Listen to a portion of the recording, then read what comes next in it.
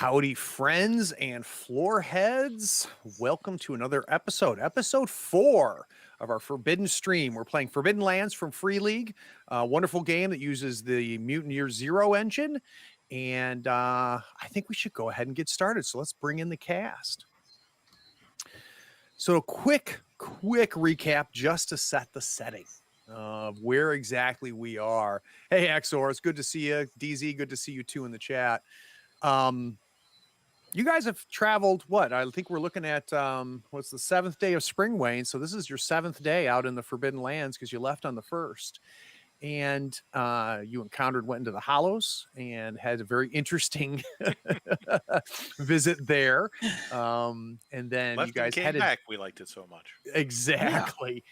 Yeah. And then you traveled out. You ended up running into a horse that appeared to have been owned recently. It had some blood on it, but had no rider. And you followed the horse for a little while. You ended up coming across a abnormally large stag. You followed the stag, a yellow-eyed stag, for a while, and it ended up bringing you to Weatherstone. You guys spent the night just outside of Weatherstone, and it is now roughly 8 o'clock in the morning, and you guys went up to a guard tower. So let's go ahead and start there. So the camera is going to fade in from black, and the shot's going to be very similar to what we can see on your screen here on Foundry. We can see this watchtower, and even though it's during the day, even though it's morning and it's light out, we can see the ravens flying around Weatherstone. We can also see the flickering of lights coming from the guard tower. So the guard tower outside the keep, it lies in complete ruin. Many of the stones that once compromised its soaring sheer walls are kind of scattered around the ground. It's still somewhat intact, but you can see the entire top side of it has been blown off and long destroyed. The camera then zooms in and we go to the interior, and we can see a small fissure on the floor that creates uneven footing, and the dank, cold air surrounding you occasionally emits a wind as it pierces through some of the loose parts of the stone. But in the center, on the ground of this watchtower, it's been cleared out, and we see a campfire. On the campfire, we've got yet another rabbit roasting, and sitting around it are the four of you. Now, I'm imagining that the three gentlemen are sitting around, and at this point have kind of leaned back to relax a little bit as your bellies get full with some really tasty roasted rabbit. And then we also cut over and we can see Vasilla. Vasilla is there with a big smile on her face. She's got her lute out, and our mystery friend Dalb, the minstrel, is helping her with some fingering, showing her a few new notes, a few new chords and progressions, which of course I would imagine is making Vasilla very, very happy. Now, overall, to describe what our friend looks like, Dalb, he's a thin man, appears to be in his maybe late 20s, early 30s. He's got almost white blonde hair, goes about shoulder length.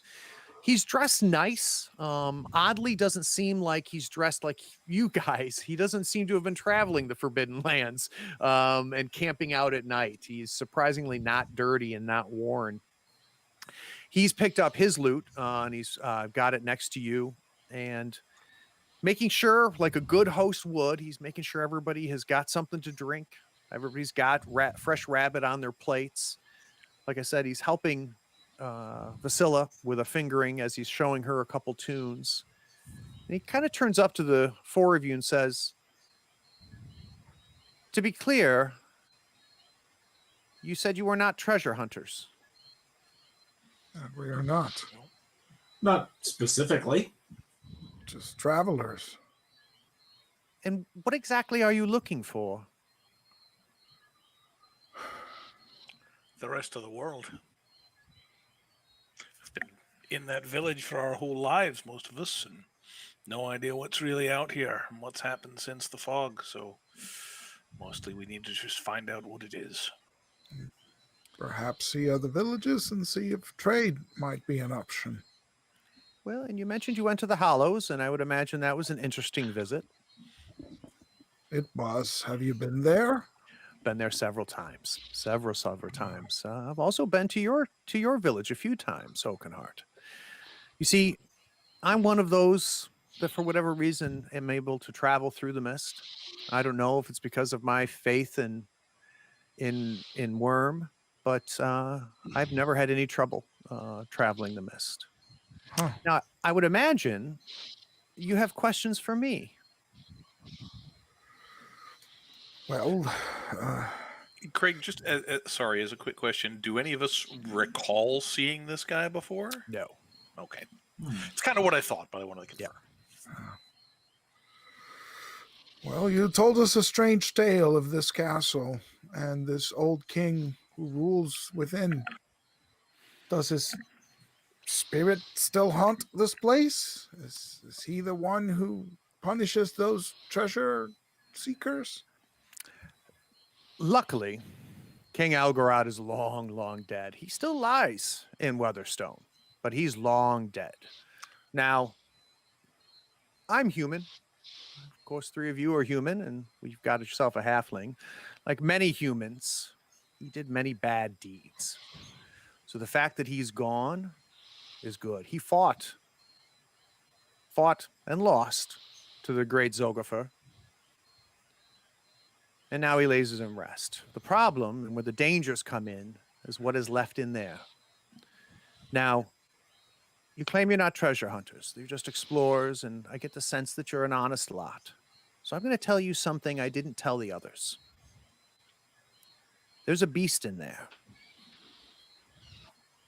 And my guess is Esgar and his group are probably already dead. Because I didn't tell them something important. But I like you. Laying on the body of the king is a sword. It's called Rustbite. It's a powerful sword, and wielding that, you'll have no trouble killing the beast that roams the halls of Weatherstone. But I need to know if you're looking for the 6 gems. 6 gems. Doesn't ring a bell. I'm sensing you don't know much about the history of Ravensland. Alas, we do not. Our village has been cut off No. from the And rest if you of the did- world, it seems. And if you did stop by, we didn't get a lot of news from you in those visits. Can't say I recall seeing you any of those times, but I don't get out much. Villages like yours that were isolated in the mist, saved by the mist, I'll tell you. I tend not to make a stir. I'll come by, make sure everybody's well, making sure that you're staying sustained. But no, I never made my presence known. Well, let me tell you about Ravensland.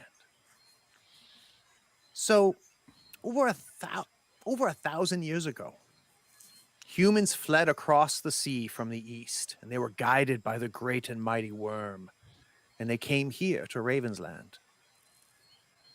Worm, in his infinite wisdom, formed the southern and western mountains, the divide, and he gave the whole southern and western lands to the men, and they left the dwarves and the elves and the halflings to live in peace here in Ravensland. Now, as men tend to do, a few centuries later of peace, everybody separated by the divide, the men of the south, the Alderlanders, they broke the peace and they invaded north into Ravensland, and even inspired the humans from the west, the Aslans, to drive from the west into the east. So now the peaceful elves, the peaceful dwarves and halflings were met with war. Now, because the elves, of course, worshipped Worm and took care of Ravensland, Worm asked the great and mighty Clay to give the elves and the dwarves an army. Have you heard of orcs? Ancient Heard tales of speak them. of such, yes. The Stories. The orcs were formed by Clay and given to the dwarves and the elves to fight against the invading humans. And war broke out. And it was fought fiercely until the great Zygopher rose. Now, he was a human like me and you, but he understood the evils of men and what men can do and what men were doing and how they were ruining the lands. And Zygopher rose and he battled his own, and he fought back the men of the West and the men of the South, defending the elves, defending the dwarves to keep Raven's land pure, for he worshipped Worm as well. But of course, men unleashed demons on the world. They opened the portals and the demons spilled out. Zygopher, the great Zygopher, our protector, fought hard, but realized the demons would take over and saved us all. Do you know how he saved us? The The red mist. mist. He brought the mist. The mist fell and the war ended because those that tried to fight in the mist died. So I'm worried. I'm worried because the mist is gone. I have not heard or seen of Zygopher in all of this time, and I'm worried that war will break out again. And what of the demons that were brought to this land? My fear is that they are going to be back as well. That is my fear. Now, I have yet to encounter any of them, but I fear that as well. When we were in the Hollows, we ran into a very disturbing gentleman who was what was the The Rust name that they Brothers. used? Rust Brother? What does that have to do? They seem to have power beyond the mist and everything. The Rust Brothers are good and holy men. They call Worm Rust, but they still worship the worm, the great and mighty worm, and they're doing Zygopher's work. And they're going to collect the 3 shards. Now, you see, long before men, long before anything, the 3 shards fell from the sky. The 6 shards, sorry. Okay. The 6 shards number fell of from the shards. sky. Let's see. 3 to They- 6, it varies. They were the original elves, the 6 of them. And from that, life was brought to our lands. Through the elves, we got plants, life. All life forms came from those original 6 shards. And they've lived a long, long life. But it is known that if you collect all 6 of those shards, you will have unbelievable power. And that's what the Rust Brothers are doing. They're collecting those shards for Zygopher so Zygopher can finally bring peace back to the land and get rid of the demons. So Zygopher yet lives? That is my hope. He's our only chance. Can I get a quick lore roll? Who's got the best lore? Not me. Presumably Vasilla. Probably me. Vasilla, what do you have for lore? I have a 2. And what is your base stat? Wits is like a 4. you got 6 I total? think. Yeah, Okay, wits let's is do a 4. Let's do a quick 6 lore total. roll. And go ahead and Okay. do a +1 modifier because all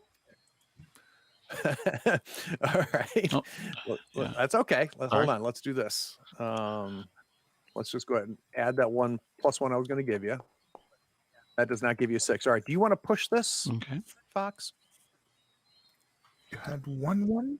Yeah, but so you do have 1-1, but it's on a skill die. Which Okay, means skill probably doesn't means hurt. nothing. Doesn't do Yep. anything, right? Let's push it. Let's push it. Now we get the 1. I've got a All lot of right. So dice. you're going to take 2 damage to your wits. Oh, Here's what I'll tell you. Okay. The name Zygopher has been spoken before. You know that name. And you don't know anything specific about him.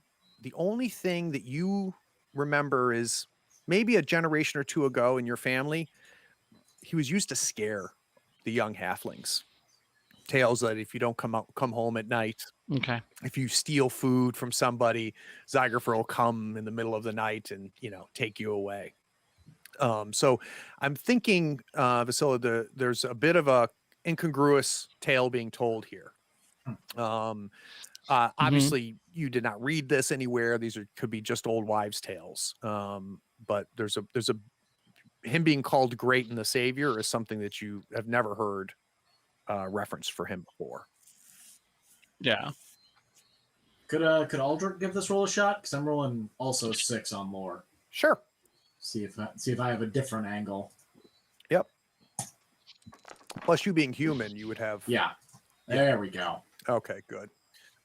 Oh, look at that. There So you go. you have definitely heard the name before.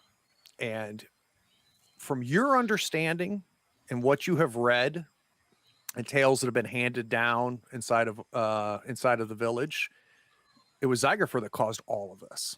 It was Zygerfer that opened up the demon portals. It was Zygerfer that was trying to conquer the elves and trying to conquer the dwarves.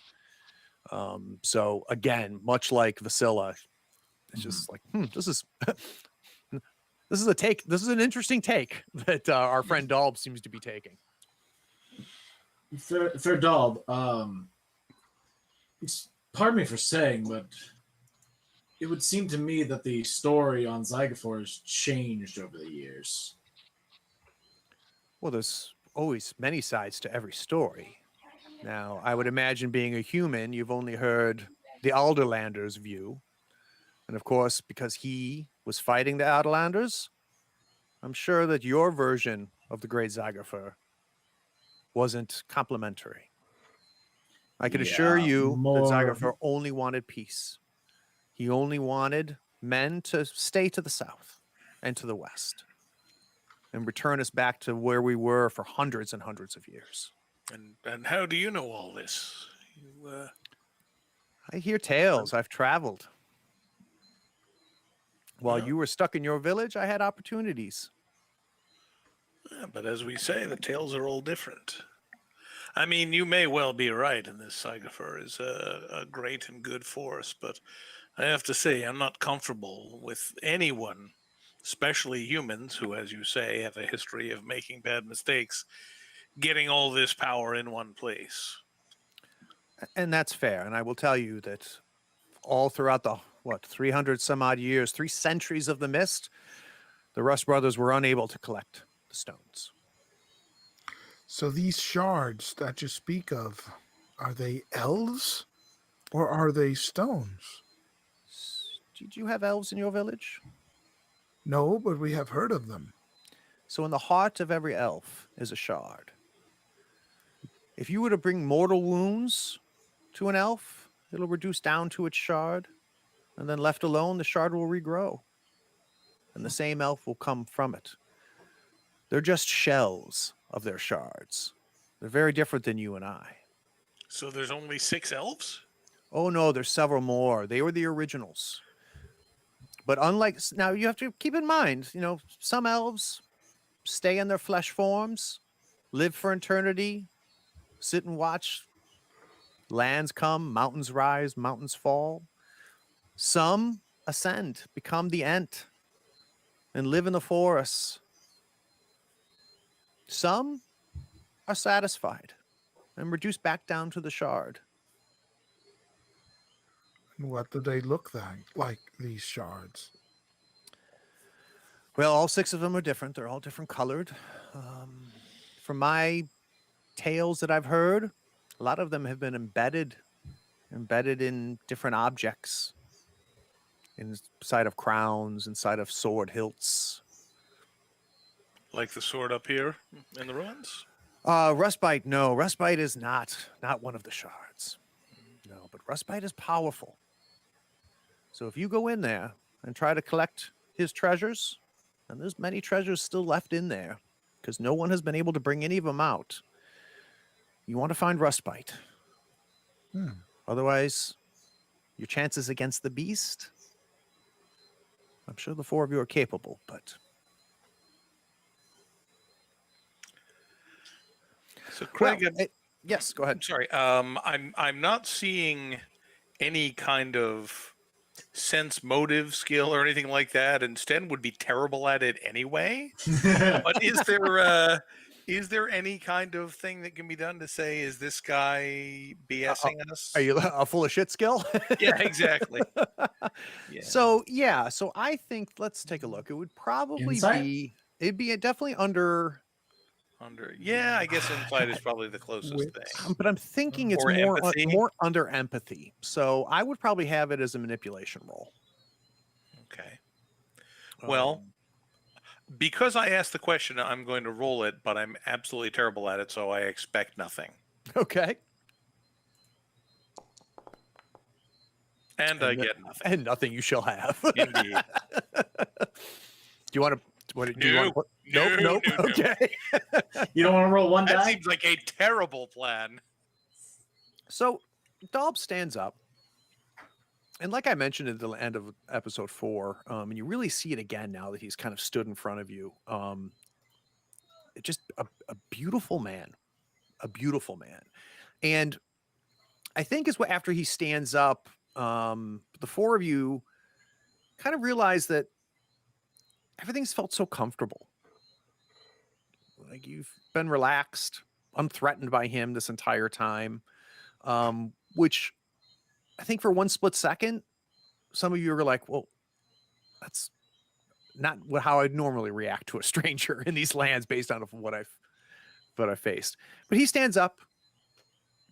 He says, it's time for me to go. Any last questions before I head out? I do have one other question, just for my own personal curiosity. And I understand if you don't know, but what was the mist? Why did it do what it did? I don't know exactly, because you remember my interaction with the mist was very different than probably yours. The mist didn't affect me.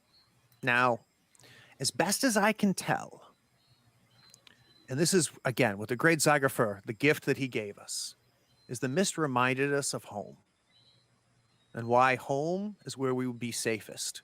So all the humans would be safer to the south and to the west. And the elves would be safe to the north, and the dwarves would be safe back in their mines, and the halflings would be safe back in the southeast. And I think that's what the mist did, is reminded us of home.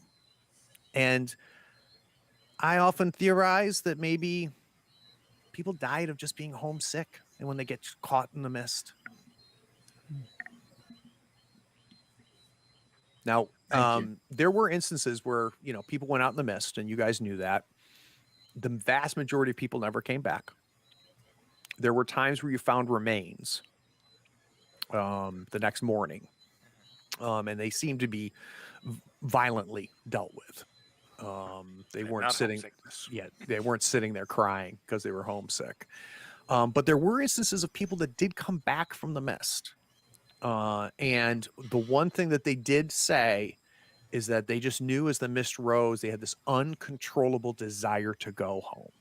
So that kind of rings a little true based off of what you guys experienced and the tales that you were told. All right, then. So you say the sword lies upon the remains of old King Ilgrod? Correct. Well, so well, would that Elgarod. Ilgrod. Yeah. Yep. Where would that be? In the tallest tower, I suppose? That's a good guess. I've never been in Weatherstone. I've only been. I camped here last night, and in the afternoon, that's when Esgar and his men showed up. I fed them like I fed you, but they weren't nearly as pleasant as you, and I could tell that they were evil men just looking for treasures. That's why I didn't tell them about Rustbite. But I have never been in Weatherstone. I'm wondering what makes you and all these hunters so sure that this sword and this beast and these treasures are all still even in there. It's very possible it's not. And, back to your point, my tales that I've told you, they all could be lies. They could be lies told by me or lies told to me. But if you do go into Weatherstone, and if you do find the sword, and you pick it up, you'll know that I'm the one who's telling the truth. And if it saves you, maybe we'll see each other again. I do have one more question. Have you? And this time, Vasilisa is looking. Vasila is looking directly into his eyes. Have you seen around your travels any like very large deer with like bright yellow, amber-colored eyes? So he kind of pauses. No, I can tell you I've never seen such a large stag as you describe with yellow eyes, but sounds like a beautiful animal. Well, Thank you. We thank you Okay. for your hospitality then, Yes. and for and your your knowledge. insight. Yes. So as he's kind of packing up, couple things odd. You see him kind of collect. He had a bedroll. He packs that into his pack. Of course, grabs his loot. But like all the cooking equipment, so he had set up a cook stove, and he kind of he pretends like they're not even his, right? Doesn't even acknowledge it as he's collecting his things. Throws his pack on his back, has his loot in his hand, kind of tips his hat as he puts it on to you. You're not going to take your cook pot and gear? This is my gift to you. Ah, The rabbit's Oh, not thank finished. you kindly then. Greatly appreciate it. And he heads out. Now I'm thinking we've probably spent an hour or so. yeah. So we're looking at let's go ahead and say around 9:30ish in the morning. So you guys still have several hours before this quarter day is over. Well, Well, done. I'm certainly going to just sort of slide up to the window and keep an eye to make sure he's actually leaving. We might I as don't trust him. Well, we you kind of might peek as around well the door, so there really isn't a window necessarily. But if you kind Oh, of for some peek, reason I thought we were upstairs. Okay, but yes. yeah, no, there's no. So what you can see is you can see where upstairs used to be, Got it. but that's long Yes. rotted away and Okay. long gone. Okay. But you can see where the structures, were at that. Mhm. But if you kind of peek out the door, you see him wander off. Doesn't look back. Okay. Doesn't try to make eye contact with you at all. Doesn't become a deer. Well, no, he does pass through a bush and doesn't come out the other side. Mhm. This guy. Don't like it Well, one bit. I say we don't look at the strangeness too closely, and might as well eat this rabbit. So Yep, we got to spend a quarter day eating anyway, right? Sure, Well, sure. Yeah, you guys are covered. might You as guys are well. covered for provisions this day of the 7th. Wouldn't would want to this look a count gift as a- deer in the mouth. Right, exactly. Would this count as a rest period? No. Or- So okay. we'd have Because we to traveled. do that from 12 to 6. That's true. We got them. Okay, that's fine. Yeah. We'll Yeah, rest. but if you guys wanted to spend another quarter day here, you definitely could. Well, I think we need to talk about what we want to do here. There's Sure. been a lot of stories. Well, the prospect of a magic sword of some sort is certainly interesting, just like in the stories. Sure, and it'll solve all of our problems and make the big beastie go away. No, not really. And he didn't tell anybody else about it, just us, because he likes us. I mean, As I say, best not look too closely at the strangeness. We just spoke to a stag who fed us and read us, told us some nice tales of our past.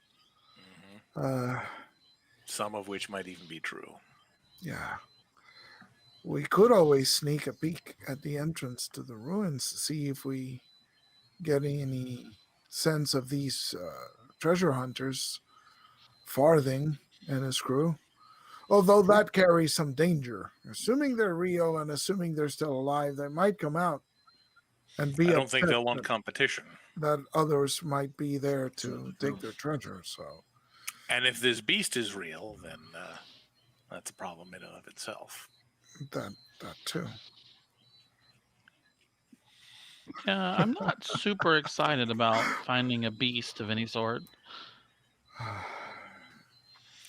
mean, especially not if it's as deadly as that one claimed. And of Agreed. course, the other thing is we've been in the hollows, and just because the king is dead doesn't mean he's not stomping around out there looking for trespassers. that is And certainly there's no true. bell on that I was going to say, No. there's no bell by the door. We could use the cauldron. We'll bang on it. We come No. in peace to walk with the dead. Worst case scenario, you find another trap in case you come across more dwarves. I mean, they kind of asked for it, but For those of you that haven't watched episode 3, make sure you watch episode 3. You'll get that joke. So what are we thinking, ladies and gentlemen? I'm thinking that we need to be all in on whatever it is course of action that we choose, right? Because I mean, Stan by his nature is suspicious as hell, Right. but also intensely curious about what's up in this place. I mean, it's like, I know it's a trap, but I kind of want to see it anyway. well, Osric is intrigued, and if it is indeed a sword, that's his preferred weapon, right? So it would pique his interest. Although we have certainly- no clear mandate to go in So- there, right? It's like no pressing need. This- We don't have a Really our mandate choice. at all. So, Craig, when looking through the rule book talking about spending experience points, it says we need a quarter day Mhm. to spend experience points during the. So, is it possible that since I think we all kind of have some, we could spend this quarter day You wouldn't be able to spend the current resting, quarter coming up day. with our new skills, taking this moment? No, but if you Okay. guys, if we wanted, we could spend the next quarter day. So you guys can have a lazy morning here in the guard tower if you'd like. And then if you want to spend the next quarter day resting and training, and those that rest would get any lost abilities back. And those that wanted to train could. It'll get us, closer to evening. It would finish, it'd be about 6 o'clock at night when that finished. And then we'd be going into the ruins at night, which I'm not, if we go in, which I'm not crazy about doing in the dark. Ugh. I mean, to out of character for a moment, I'm in good shape stat wise, and I don't think anything I learn is going to make a huge difference for a dungeon exploration kind of stuff. So I'm okay going ahead, but I don't know where everybody else is. So I'm about the same. yeah, I mean, we should all be in good shape stat wise because we all just rested.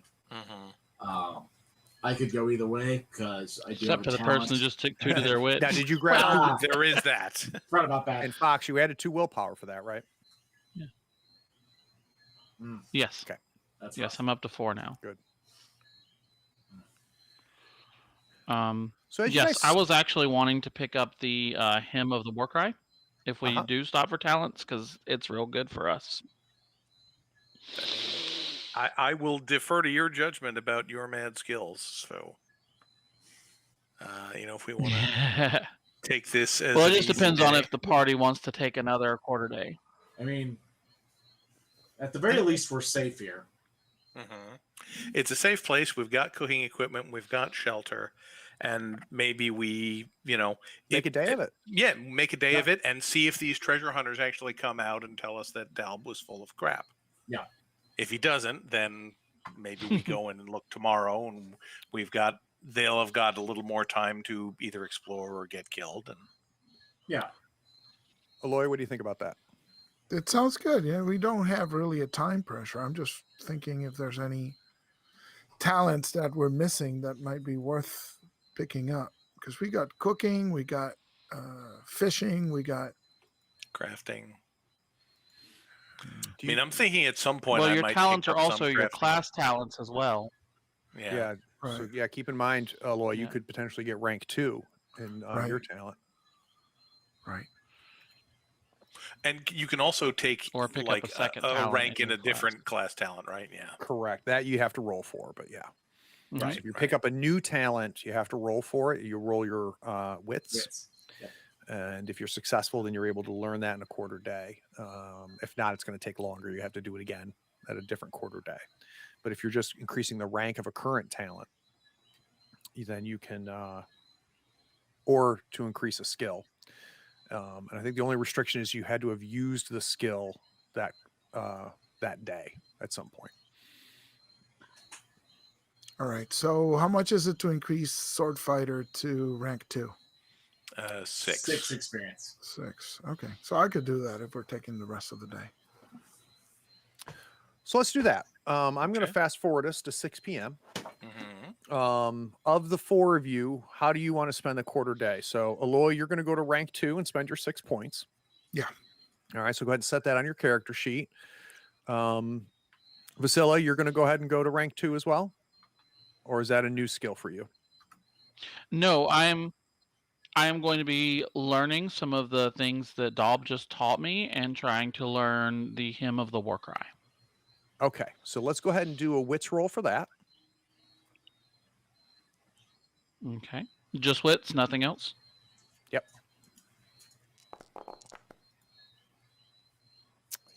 Can push it if you'd like. I got 4. I'm going to go ahead and push it. Oh, All right. So It's you worked take so one more great for me damage in to the your past. wits. Nothing. Okay. Um, well, the good news I'm is we're probably imagining- going to be resting tonight, so you may have another shot at it. Yeah, and I'm imagining you, trying to learn some of Yeah. the songs that he taught you, and you're not quite getting it right. It's going to take a little bit more practice to do that. Yeah. Go There ahead. comes a point where she takes the lute and just like picks it up in her hands and No, don't do almost that. tosses it and then puts it back and Never go kind of full looks Pete around Townsend. like nobody Remember saw how that, expensive right? that is. and I'm imagining Vasilla, she's trying, the fingering that the doll showed her, and she tries it, and she does a few bars of it and looks up and looks at her gentleman friends, and they're all going, nope. Almost. You're almost there. Stupid little halfling fingers. I can't reach that far. All right. How about Sten? What's Sten going to do this quarter? I think I'm going to pick up rank 2 in fast shooter. Excellent. Go ahead and set that for you, and that's 6 XP, right? Yep. And then last but not least, let's see, Osric is done, Sten is done, so we just got Aldrich. Yes. So Aldrich is going to attempt to pick up the Sixth Sense talent. Great. That'll be a wits roll. Seems useful. Yes, he's since he's usually the man on watch, he's getting used to keeping his eye out, but apparently not unless we push. Boy, It you guys works are great. Good Lord. whiffing. Let's go ahead and take 1 damage to the wits and pick yourself up some willpower, which I know All you're right, desperate for. I'm full on now. Yeah, all 10. So evening starts to fall. Each of you guys kind of did your own thing. I'd be curious, Brian, what does it look like for you to start practicing fast shooter? Well, honestly, he's probably going to head out of the tower since it's rather a tight space to be flinging arrows around. Probably just, find a stretch along, maybe along this little walkway that leads back and forth to the little tower, and just kind of, taking some, he'll pick a spot on the wall, and he's got I'm sure some fairly crappy sort of practice arrows that he uses, and just basically kind of working on taking shots on the move. So as he's, just starting by walking back and forth and trying to stay on target with this one thing. And then, actually, no, he wouldn't do it on stone phase. I'm not carrying that many arrows. He'd find a tree or something nearby, Sure. but just, kind of just going back and forth and gradually picking up his pace while he's maintaining his target and shooting. And do you think that Sten has a sneaking suspicion that he might need to fling some arrows sometime soon the next day? I mean, if nothing else, we'll eventually run out of rabbit. Yeah, that's true. But given the way this place has been described, he feels like both shooting and running are likely to be useful skills, depending on how things might go. And Osric, how does Osric gain that extra rank? Osric, I think, practices daily with the sword, right? Most of he's already killed 1 man, right? But that's the only time he's ever fought. And this art of sword fighting is probably lost, right? This village has been isolated for 300 years. So I'm sure it's a mixture of somebody keeping it alive in the village by practicing and perhaps unwritten knowledge. So maybe it's some sword forms that he is practicing right by himself, because nobody else has a sword to fight with. So it's probably just walking the forms every morning, and he's been doing this for a while. And I think by now he has mastered one of the more complex sword forms, dealing with multiple opponents. And I was going to ask mechanically, what does that rank 2 give you? It gives me the ability to slash 2 enemies with your sword with a single action. Very nice. So you can attack 2 Sounds people useful. at once. Yeah.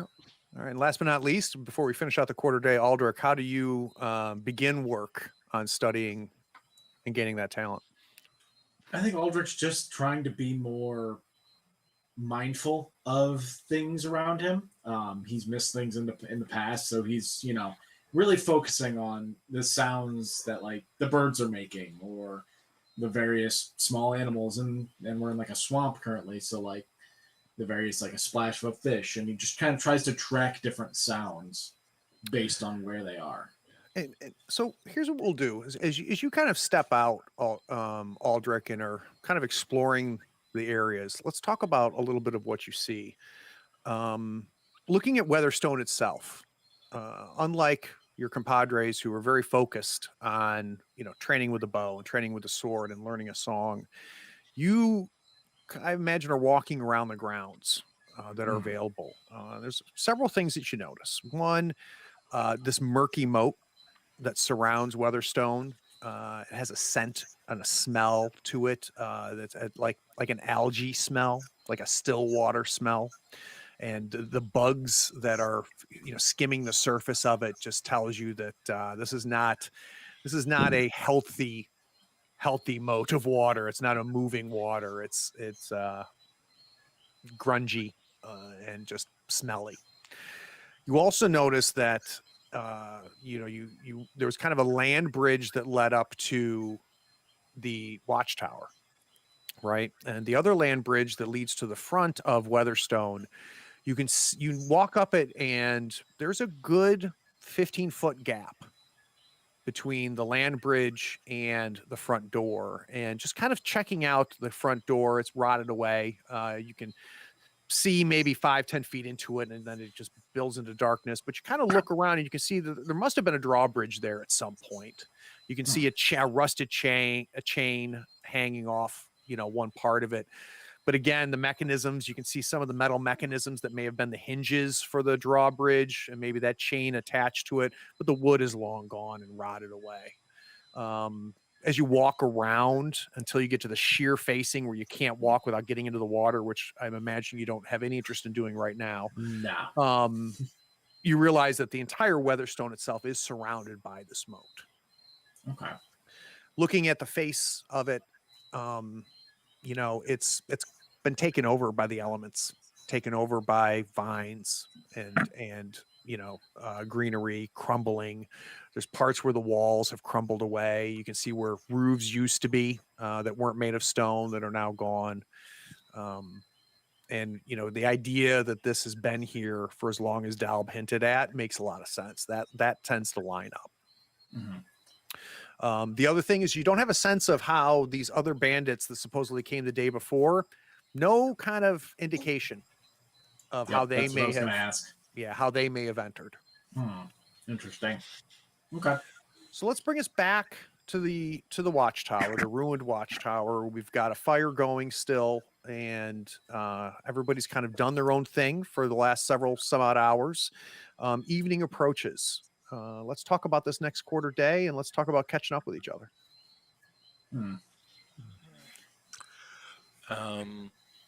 So let me ask, mechanically, this is considered night, so if I were to go out hunting, I'd be hunting in the dark, and that's generally a bad idea. Yeah. Okay. Yeah. All right. Yeah. I should have done that this afternoon. Oh, well. Well, and I will give a +1 to make camp. So if someone's going to make camp this quarter day, I'll give a +1 to that because of the gate of the watchtower. I think that's usually my shtick. So I guess I'll do that on the party. And then Aldrich, do you want to sleep this next quarter hour? Yeah. Aldrich will take his rest before he lies down. He'll just I took a quick walk around the castle, or just a little bit of it, surrounded entirely by a moat, and I'm not sure if there was another party of individuals how they got in. Didn't see any sign of anybody else, at least anything obvious. So there's no door. What they jumped the bridge, or They had to jump or toss a rope that got taken Hmm. down. I don't know if maybe Dahl removed whatever means of getting across, or someone else, or no idea. But there was no sign of anyone else here.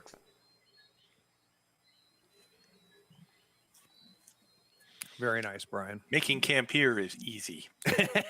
Yeah. It's like, we're done. yeah. Who wants to keep watch this quarter day?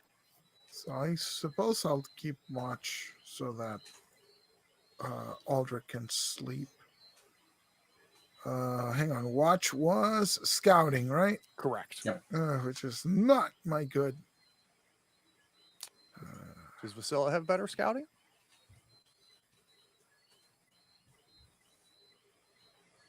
You're on mute. Fox.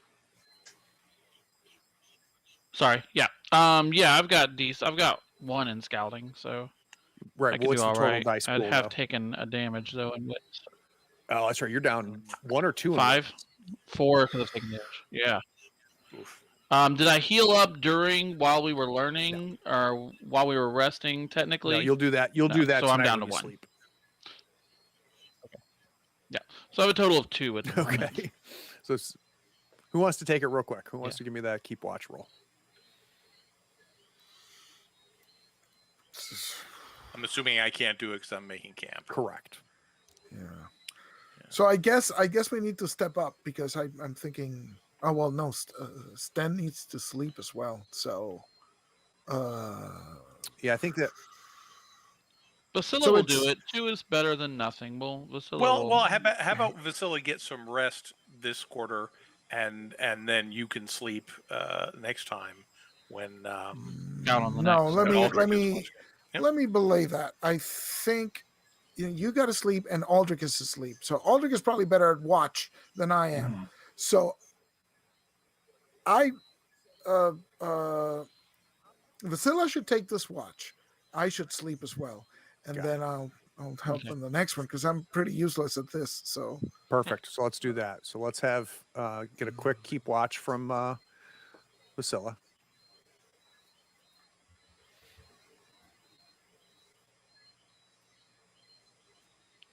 Da-da-da. Hold on 1 sec. and Aldrich is sleeping this quarter as well. Great. And Sten was making camp. So Yep. that's Yep.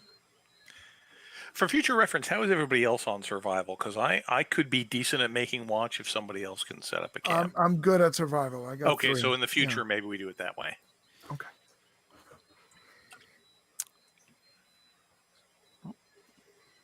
I clicked the button. Do you have your nothing is character happening. sheet spun out?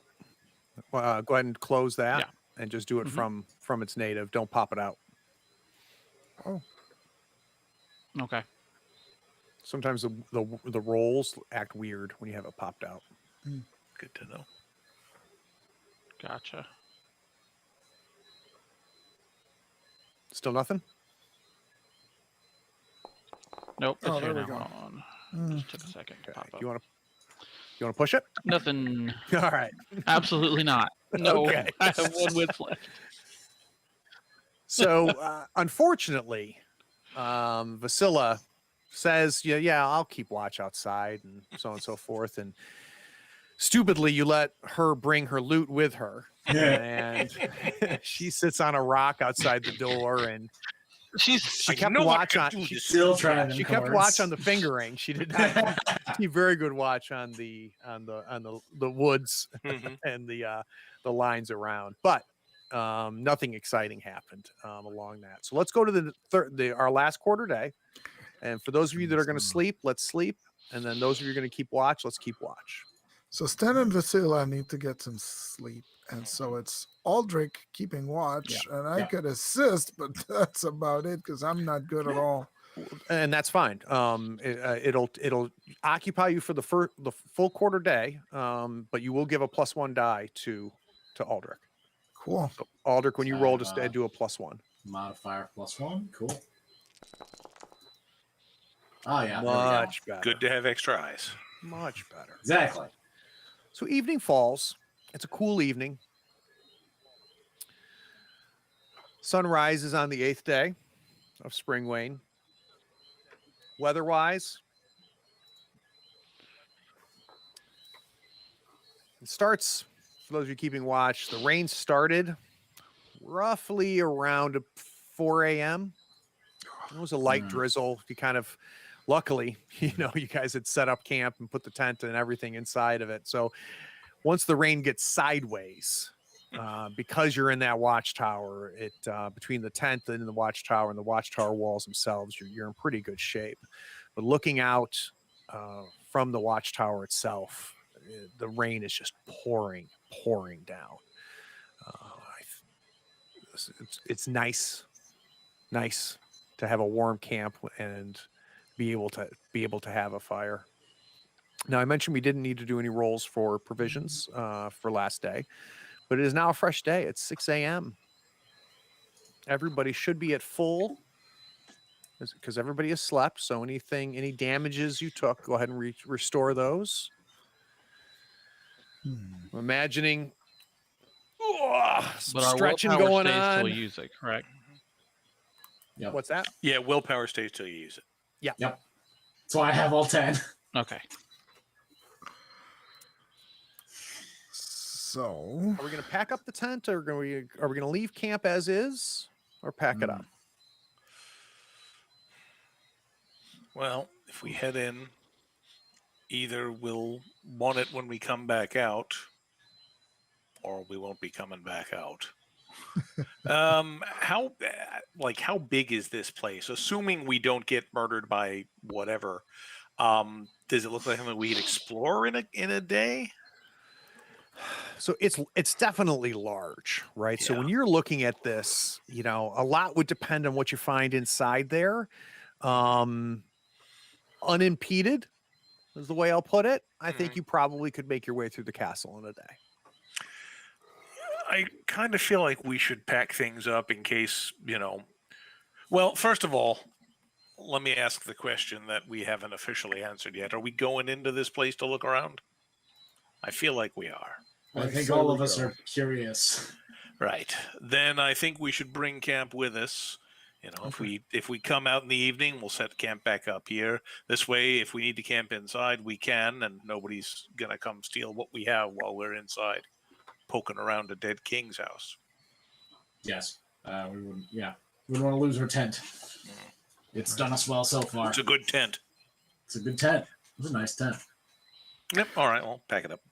So I'll go out and take a look at that bridge to the entrance and see how big that gap is. Like, what are my chances? Can I jump across this? Is it like? Yeah. So you kind of step out, and I'm kind of imagining for you, this might be really kind of the first time, much like Aldrich did the day before, you really spent some time looking at this castle, and you walk up the land bridge, you get there, and it's a good 15 foot. So it would be, and if you were to fall, it's about an 8-foot drop into the water. No sense of how deep the water is because the water really isn't even moving. Right. So do I want to say it's impossible to jump? No. But it would be a hell of a jump. Right. So. And Priscilla mechanically, looks at it, I would shakes require her a head. 260. Nope. Yeah. So what I could do is, we have rope, right? Yep. Okay. Yeah. So what I could do is tie the rope to my waist, wade into the water, and try to climb up the bridge on the other side. That's the only thing that I can think of, unless anybody else has a good idea. I mean, that water doesn't look great, but I don't imagine there's anything on the far side I could sink an arrow into securely enough to get one of us across. Maybe Vasilla, but Maybe. then she wouldn't have Are- the strength to hold it up for us to Are go there across. any rocks or pebbles or anything like that on the ground around us? Oh yeah. Vasilla takes one and tosses it into the water and just kind of stops Good one. and waits. Fool of a took. You drop it in the water and it plops and the ripples go out. And I think that's the first time that any of you realize that there's almost a film on top of this water. So you see it break through and there's murky water Ugh. before it, but I don't think you fully realized that there's just this algaeic film that's covering that. You watch the ripples, and because of the still water, the ripples travel a good bit. Nothing remarkable happens after that.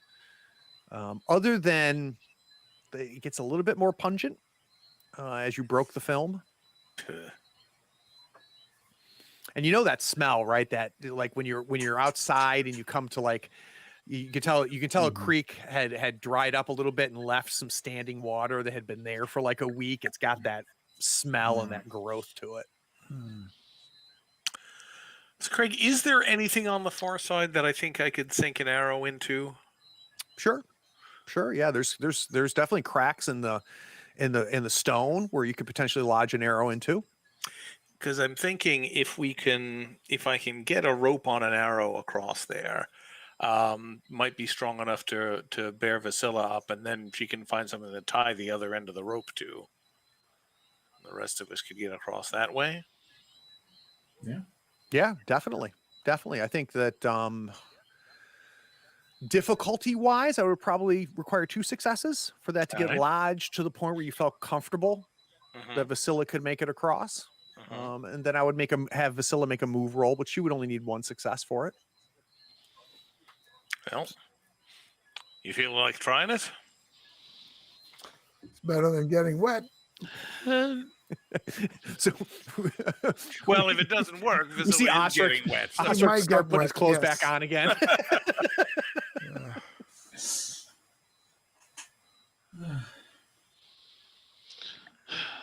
Vasilla kind of sighs and says, I'm maybe. Well, I mean, if we see a better idea, I'm all for it. Actually, Aldrich, when you were looking around yesterday, did that path on the far left goes around the castle lead to anything like a back door? Not that I saw. Everything. Yeah, Every, the there one was a- thing. I'm sorry, Aldrich. I'll make it easy for you.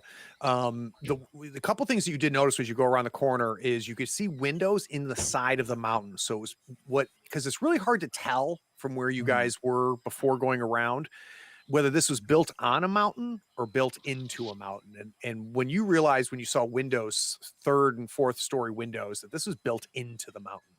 But no, nothing at the ground level or 2nd level. Just small slit windows is all you saw as you went around. And keep in mind, you have not been able to get and see basically the back 3rd of this thing because the pathways that run outside of the moat just kind of turn into sheer cliff.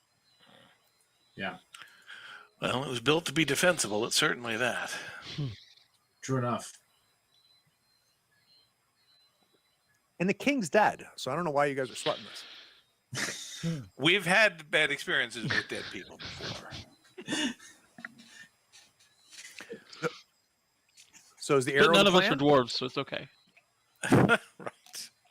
Sounds Well, I like the feel best like it's the plan we best have. plan we've come up with. So, all right. So, shooting roll, no modifiers, but need 2 It's successes. actually- Yeah, I'm going to give you a +1 because you obviously there's no impending. Okay. This is not in the heat of battle, so you would take your Alright. time aiming. All right. So let's see. So give yourself would a +1. be Marksmanship. I got 2 from the bow itself and a 1-point modifier. And if you See click what on the we bow in combat, it should give you all. Of Whoa! that. Oh! I think it's good. I think it's lodged in there pretty good. Jeez. I'm not getting that arrow back. Whoa, look at that. Tell me what happens, Brian. Yeah, so basically he sort of he's got the bow kind of half drawn and just kind of scanning the far side for a little while, and he finds what seems to be a likely looking, crack near the door.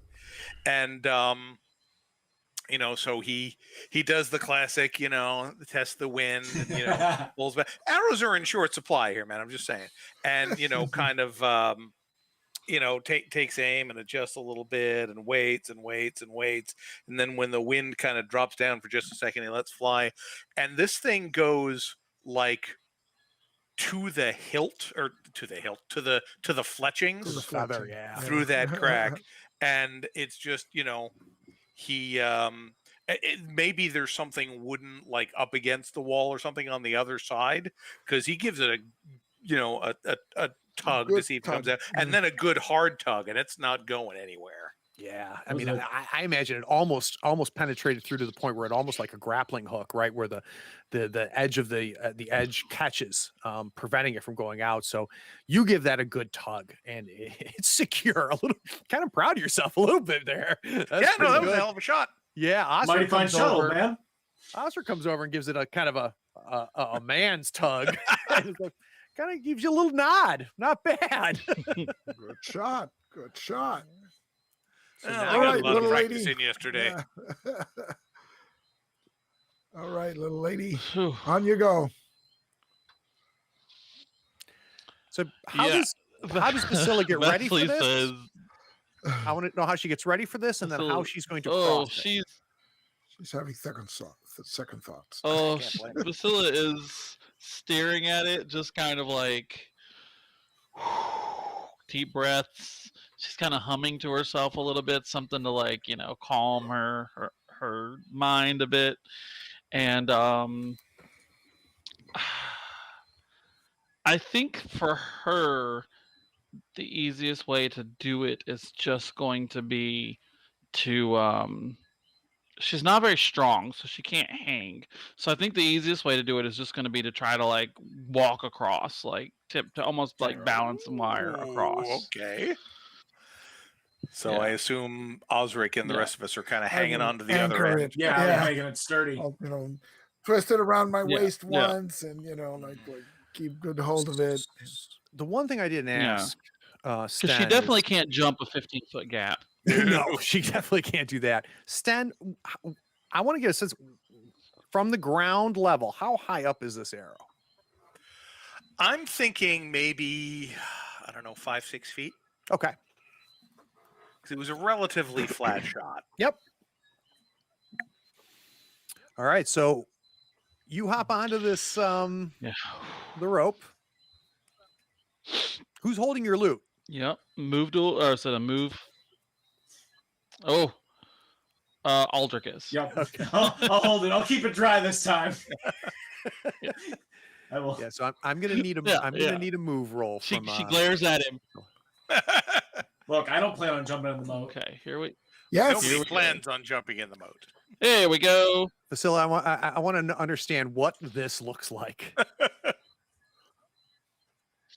It starts off like really slow, and she's like kind of getting her balance, and there's a point where she like tips just a little bit, and she's like no, and just we're all like it's literally a panic deer moment, and she is gone. There's little steams of like smoke coming off of the rope where she's just running across it as fast as she can, and she gets to the other side, and she looks around, and she goes, "Never make me do that again." You made it look easy though. I think that was fantastic. Priscilla, you get to the other side and you kind of peek into the doorway, and you're not able to see far in before it gets dark. Too dark really to see. The sunlight's not coming in anywhere near enough to see beyond maybe 5 feet in. One thing you do notice though is you do notice some blood on the ground, kind of a third of the way down towards this moat. And something that was far enough away, and just, now if you were to point it out, everybody would see, I see some dark spots there, right, at that distance. But where you are, you can tell it's blood. Yeah. And as best as you can tell, the blood's probably, more recent than it is old. So if someone were to tell you that it was 3 days old, you'd believe them. If someone were to tell you that it's been there for, 3 weeks, you wouldn't. I was gonna say, I wonder if it was a treasure hunter She'll, on the other side of that crack that I lodged the arrow in. His spine holds the arrow for you. I'm surprised to their ambush. So Vasilla, you're there. Now what's the plan? We've got Vasilla on the other side. Anchor the rope. Yeah, if we can tie the rope to something. It looks, I guess they're not quite pillars on the door. But Well, But and just the something around chain. there. don't let the chain, visuals Sure, dictate okay. the world, right? Mhm. So you tell me what we're looking for, and I'll tell you whether it exists or not. Yeah. The chain. There's Yeah, just something to rustic anchor the chain. rope on. Yeah.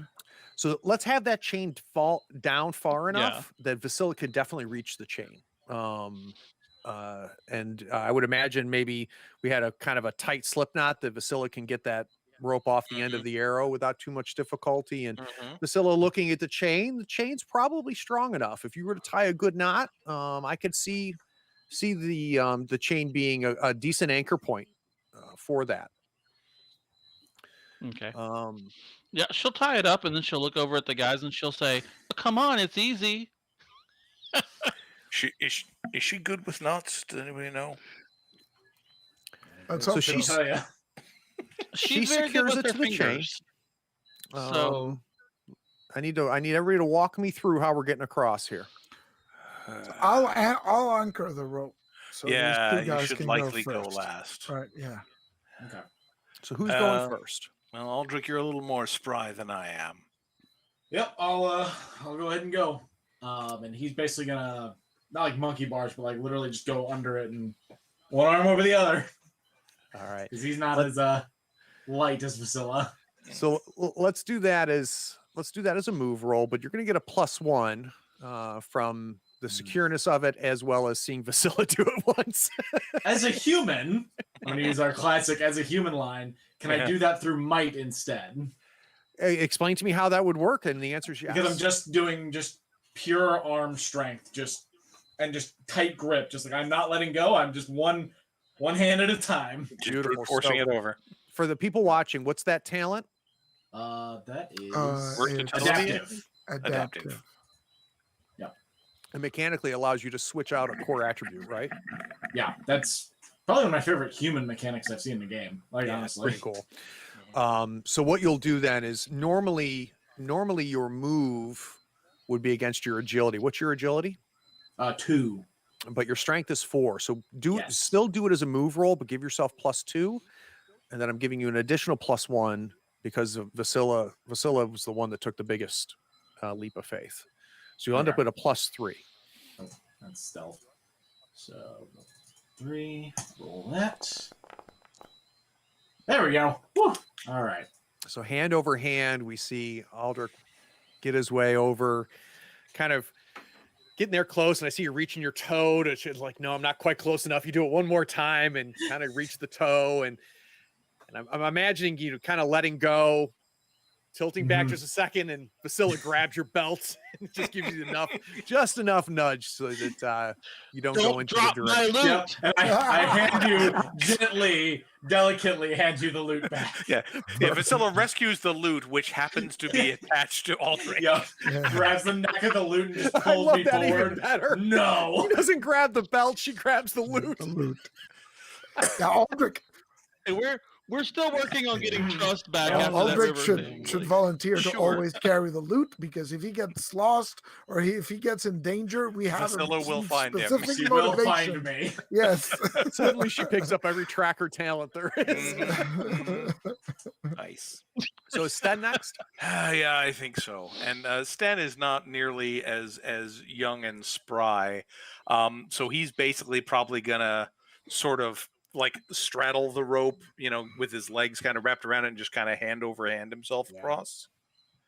And that is a move roll, we It said, will be a move roll. which Yeah. is actually fairly good for me. So Yeah. fingers crossed. Nate, Do I make sure get- you have to spend a willpower, right? Yeah, to I did. use your talent. Okay, great. I went from 10 to 9. Do I get that +1 modifier as well? or- course. Okay, good. And here we go. Huh. Welp. With 2 banes. So real Yeah. quick, while he debates that, for those of you that aren't familiar with the system, obviously you probably have learned at this point there's fishing for successes. So there really is only two numbers that matter. And on the ability dice, the core attribute dice, those are the white ones. The only things that really matter are 6s and 1s. 6s matter for the first roll because that's a success. And multiple 6s, like when you shoot an arrow through stone and get 5 successes, can be better than just the 1 success. Now, in this case, he got no successes, but he also got 2 1s. Now, right now, that means nothing, right? He just fails the roll, but he has the option of pushing. And what you can do is you can pick up all the dice except for any 6s and 1s and re-roll them again. But any ones that remain or carry over automatically, in this case, will damage his agility. So they cause 1 damage to his attribute. And if any attribute gets down to 0, you're then broken, which basically makes you ineffective. And you automatically get a crit, which potentially could kill you. Yeah. So Brian, you're halfway. Uh-huh. And my old man legs and arms are starting to wobble a little bit. Yep. So just from a mechanical standpoint, first of all, I did say that I used up all my 6s for this session and next on that one shot. So what and the thing is, this is already, if I push this, I'm already down half my agility plus whatever else I roll. And honestly, I don't feel like I can risk it. So at this point, if I just fall off into the drink, well, I guess I don't know what's going to happen, but I assume I'm going to take some injury of some sort. It depends on how well you take the landing. Yeah, I guess. So I think It's 8 feet in the water, so as long as the water's deep enough, you might be all right. Well, I might be, but yeah, unfortunately, I don't think I have a lot of good options here just with the amount of Banes we have. So, Sten gets about halfway across and kind of pauses and wobbles for a minute and then just says, shit, and falls off. So I'm imagining Osric. Really, at this point, Osric, you've anchored yourself good. Maybe you've got some good foothold with them rocks, and you're keeping that nice and tight. The chain is held.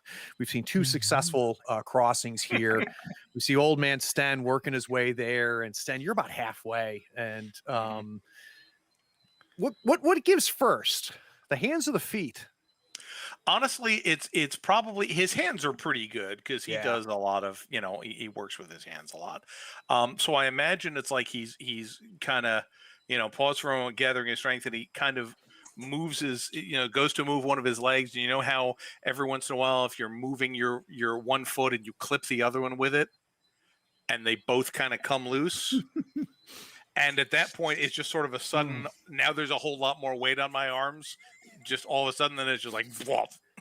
So you go feet first, and we see Sten fall feet first, and almost like a diver, feet first like a diver into the drink. And of course, I think Not nearly the as graceful, but first thing that everybody's concerned about, especially Sten, is how deep is this? yes, that's a relevant question, Greg. And immediately you go underwater. So they see you fall, and it's like, is it? Nope. Oh, yeah, he's under. So you go underwater. Work yourself way up. Keep your mouth closed.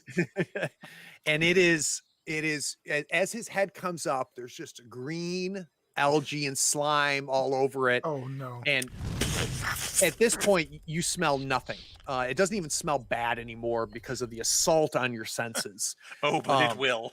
Yeah, and the taste is it's moldy, just an awful taste, and you're kind of wading yourself in the middle of the water. I quickly want to know what the other 3 are doing before I describe more. I will, I've got a hold on the rope, but I just move forward to the lip of the bridge to look down and see what's.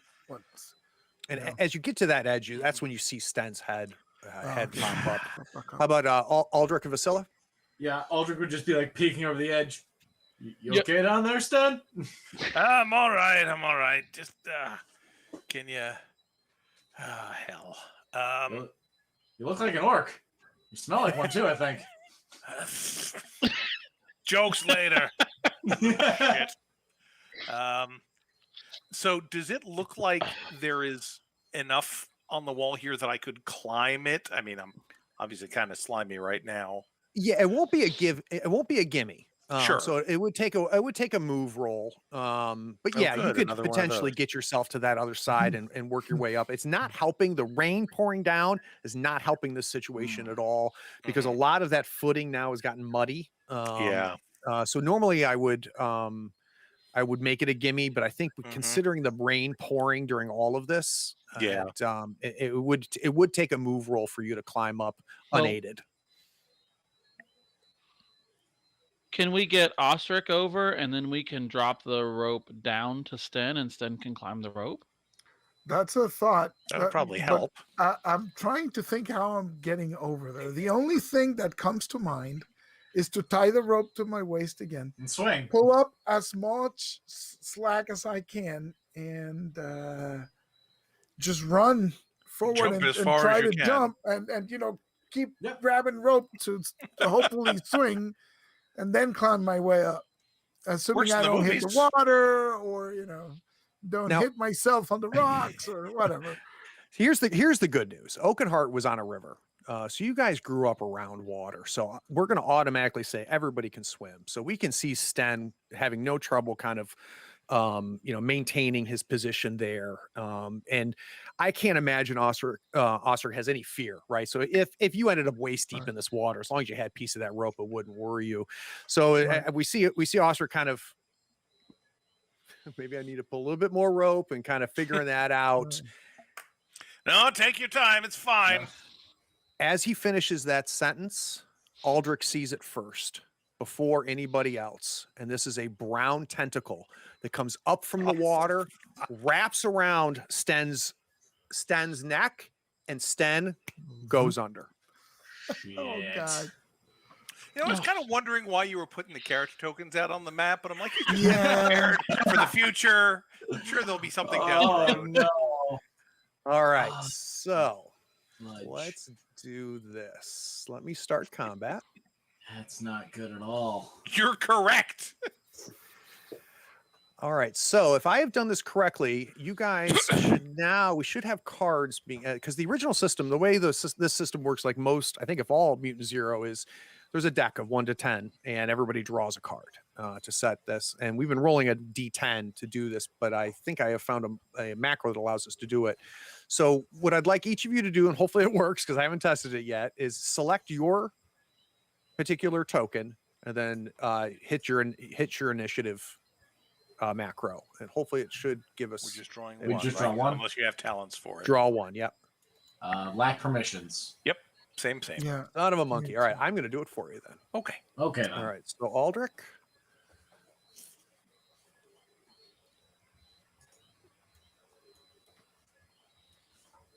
Three doesn't seem very good.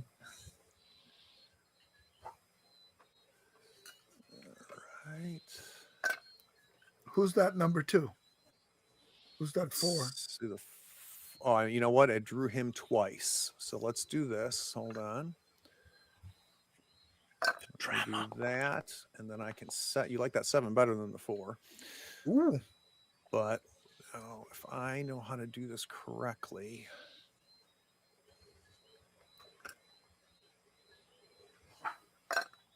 So 3, 4.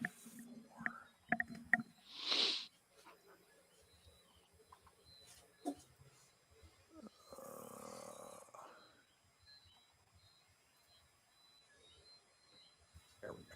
Okay. And then now I got to cover Sten. Big numbers.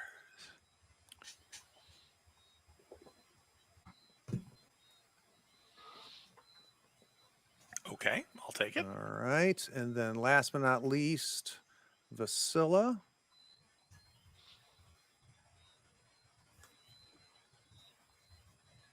All right. And then our tentacle. Naturally. Naturally. Why not? All right. So there we go. We've got set basically we get Tentacle, Sten, Vasilla, Aldrich, and Osric. Now keep in mind that much like the Star Wars system, you guys at the beginning of the round, you can't do it as we go, but at the beginning of the round, you guys can change the order amongst the four of you. But first, we are going to have an attack from our friend. Well, that's the one we just did, right? That was the surprise round. The thing with the. You know what? I'll give that to you. Thanks, Craig. I like Always that. said you were a gentleman. I like that. So we're going to go ahead and we're going to say that we go right to Sten. Now, Sten, I'm not doing any damage to this attack because there really hasn't been any damage done. You have been pulled underwater. Yep. So I'm keeping count from a round standpoint, how long you're underwater.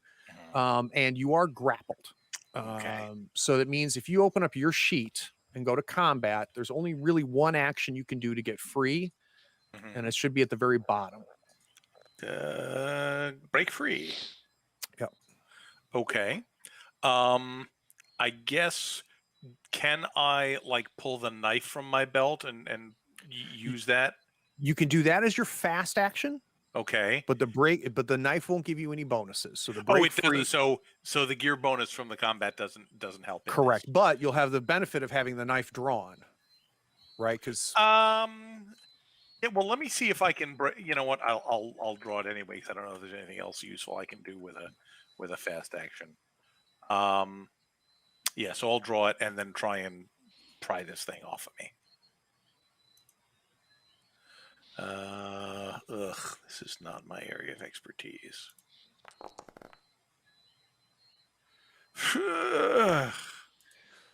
So Well- you are now underwater. Yep. Sten, you have got this thing. It's wrapped around your neck. What nobody can see but you, because you can feel it. It's also wrapped around your chest and around your waist. So best as you can guess, this is about four coils worth. Yeah, I mean, I'm in a desperate situation here, so I'm definitely going to push it because I don't have anything. Oh, you know what? Shoot, I should have used versatility. Adaptive. Yeah. Well, I'll know that for next round if there is a next round. But for right now, I just got to push this. Yes. So 2 strength damage. All right. So this is going to be an opposed roll. Oh God.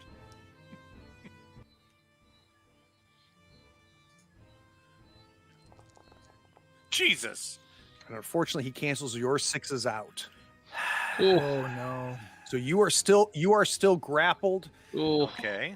You can see the disturbance. First off, we had Sten goes first, which makes a ton of sense, right? But do you guys want to change the order for the three of you before we work through this?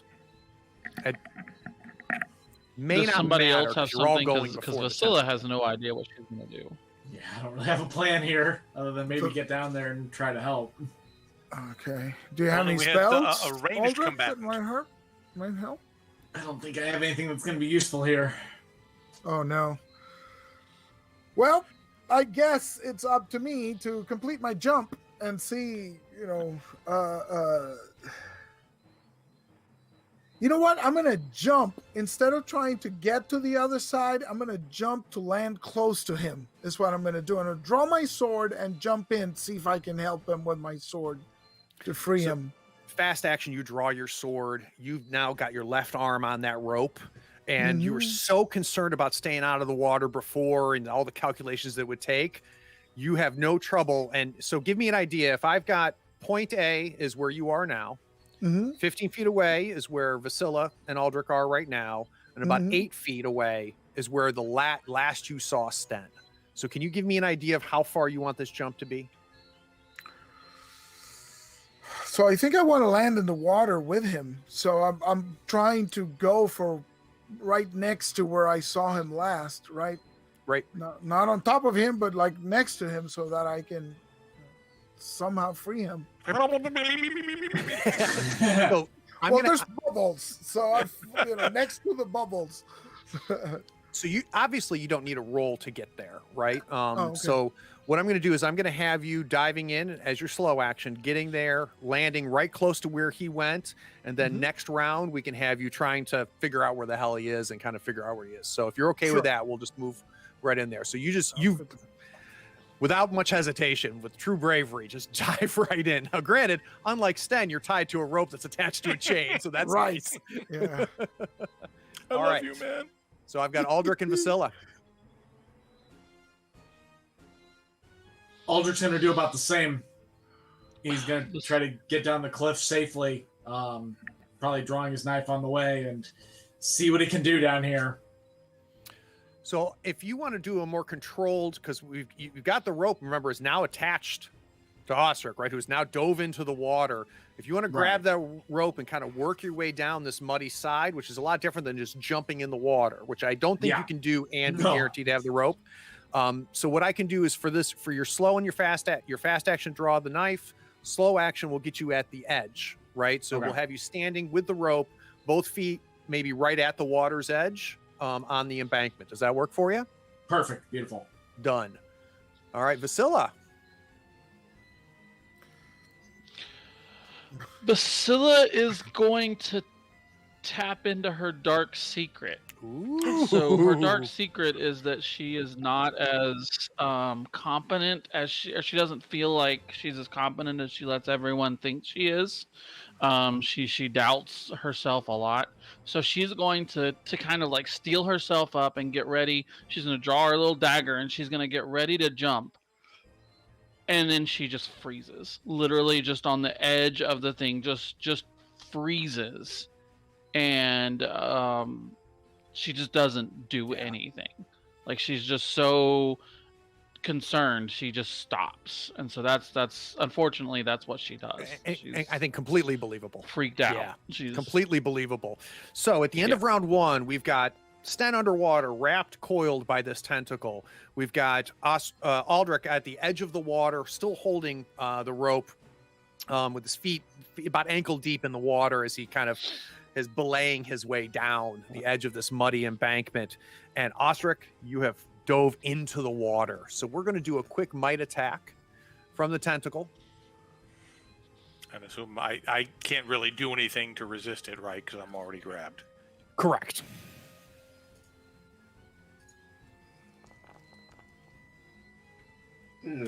Misa gonna die. So he's got 2 successes. Do you have armor? I don't think so. No, I have leather armor, which is a rating of 2. Yep. All right. So I thought we got if two armor. you should be able to roll for that armor, Okay. and you're gonna basically need a 6, and any 6 you roll will reduce that damage by 1. Okay, let me pop this in and see if this works better. You should be able to do it right off of combat. Yeah. Oh, I was looking in gear, but combat, there we are. Okay, cool. Oh, there it is. Very nice. Phew. Very, very nice. So now you gotta, and just mechanically, I don't think you're gonna want to do this. You could push this. It would accomplish nothing because you got a 6 and a 1, and it would take damage to your armor. Yep. Now, this being said, you have successfully reduced it by 1, but 1 damage still made its way through. So the Okay. gear bonus of your leather armor does drop by 1. Okay. And that has nothing, but that has nothing to do with the 1. It's the fact that the armor didn't fully protect you. Right. Damage got through. So drop the armor rating by 1. Yep. And take 1 damage to your strength. Okay, well, that breaks me. Okay. So Sten just kind of, sags in the tentacles. He's still kind of feebly moving, but he's clearly not putting up. Not that anybody can see him, but in the camera's view, he's clearly not putting up much. Let's go ahead and I'm going to go ahead and roll your crit for you. Okay, great. And the crit is not getting below 0. It's like when you get to 0, when you're correct. When you break. All right, so let me do it there. Hold on 1 second.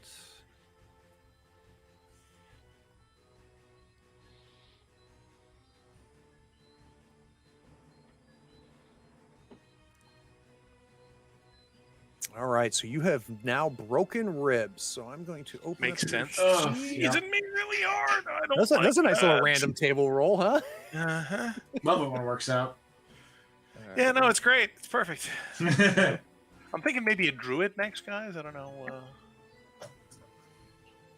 All right, so broken ribs mechanically. Let's take a look at it real quick. -2 to move in melee. So as long as you've got broken ribs, you're -2 to melee. I need you to roll 2d6 for me, Sten, if you would. So Okay. you can probably just do it from the dice roller, the little Mhm. D20 icon above the chat window. Oh wait, that's a modifier. That's Yes. now It's they good. show up. Oh, that's good. No, Okay. it's bad actually. So it's Oh, going to take you 12 great. days to heal. Oh. If you are successfully healed, it'll cut it in half. Of course. That's when So- he rolls the 2 6s. Yeah. Of So course, somewhere, this is how it Brian. works. Brian, somewhere mark for me that you'll be fully healed on the 15th. Okay. I think that's optimistic, but I'll write it down. The good news is it is not lethal. Let's hope Yes. he's still breathing by the end of the 8th. We'll settle for Right, that. exactly. Yeah. Okay. All right, so we've got 3 more players. There's try to break free. Is it well? Should we wait until I attack before breaking free? Maybe that. I mean, I can't take any actions at this point. He's I'm- done. Yeah, Oh he's no! unconscious. He's broken. broken. I That's am right. out of That's right. strength. My I am bad. My broken. bad. My bad. So Ugh. might as well. I'll try and see if I can spot him and try to somehow injure the beast. See if it'll release him. Maybe cut So the tentacle. Here's what I'm Right. thinking, Aloy, and tell me if this makes sense to you. We're not talking about a football field here, right? It's a relatively confined area. And you saw where he got pulled down, and he is not being pulled down without any level of not resisting, right? So I'm imagining Sten, before he broke Thrashing his and- ribs yeah. were broken, was causing all kinds of commotion that you could see because it was a still glass water with this Mhm. film over it. It's now completely disturbed. So in my mind, Aloy, I don't think you have any difficulty figuring out where this is happening, right? So I'm Yeah. not going to have you search for it or do any kind of that. So you get there, and I'm imagining you can't see it, but you're able to get a hand on Right. either Sten or this tentacle. And if it's on Sten, Mhm. I'm imagining getting to a tentacle is relatively quick. So the only thing I'm thinking is maybe a -1 on the attack. Yeah, because Does it's that a sound sword. reasonable? It's not good. It's not good for water. I agree. I just don't have a knife, so it's all I have. So yeah. I guess it's So you should be able to go right to your weapon under Yeah. combat. where do I hit for the attack? Oh, there it is. Got it. Hang on. I'm popped out. Maybe I need to pop it back. Yeah. I don't know why it does that. In. Yeah. Okay. So I'm not seeing the dialogue. You should now if you do it without popping it out. Let's try once again. Oh, there it is. Now it is. Great. And so the modifier will I'm be gonna -1. take a -1. Okay, here we go. Yes, Good. Good. 3 6s. And hang on, let me see if I have any from my talents. Hang on. Post. Here we go. Okay, so I can spend a willpower point to find a weakness in the armor if it has natural armor to ignore it. I'm not going to make you So- spend the willpower point. It Oh, does okay. not have natural armor. And again, I feel that's a situation where with your hand on this thing, you're getting immediate sense it's all soft flesh. So any kind of sensing you would need to do. So you can keep a willpower. You don't need to spend that. Okay, did the roll incorporate my bonus of +1 to attack and parry with a sword? I did not. So go ahead and roll a d6 for me. Okay. So can I roll from here? Yep.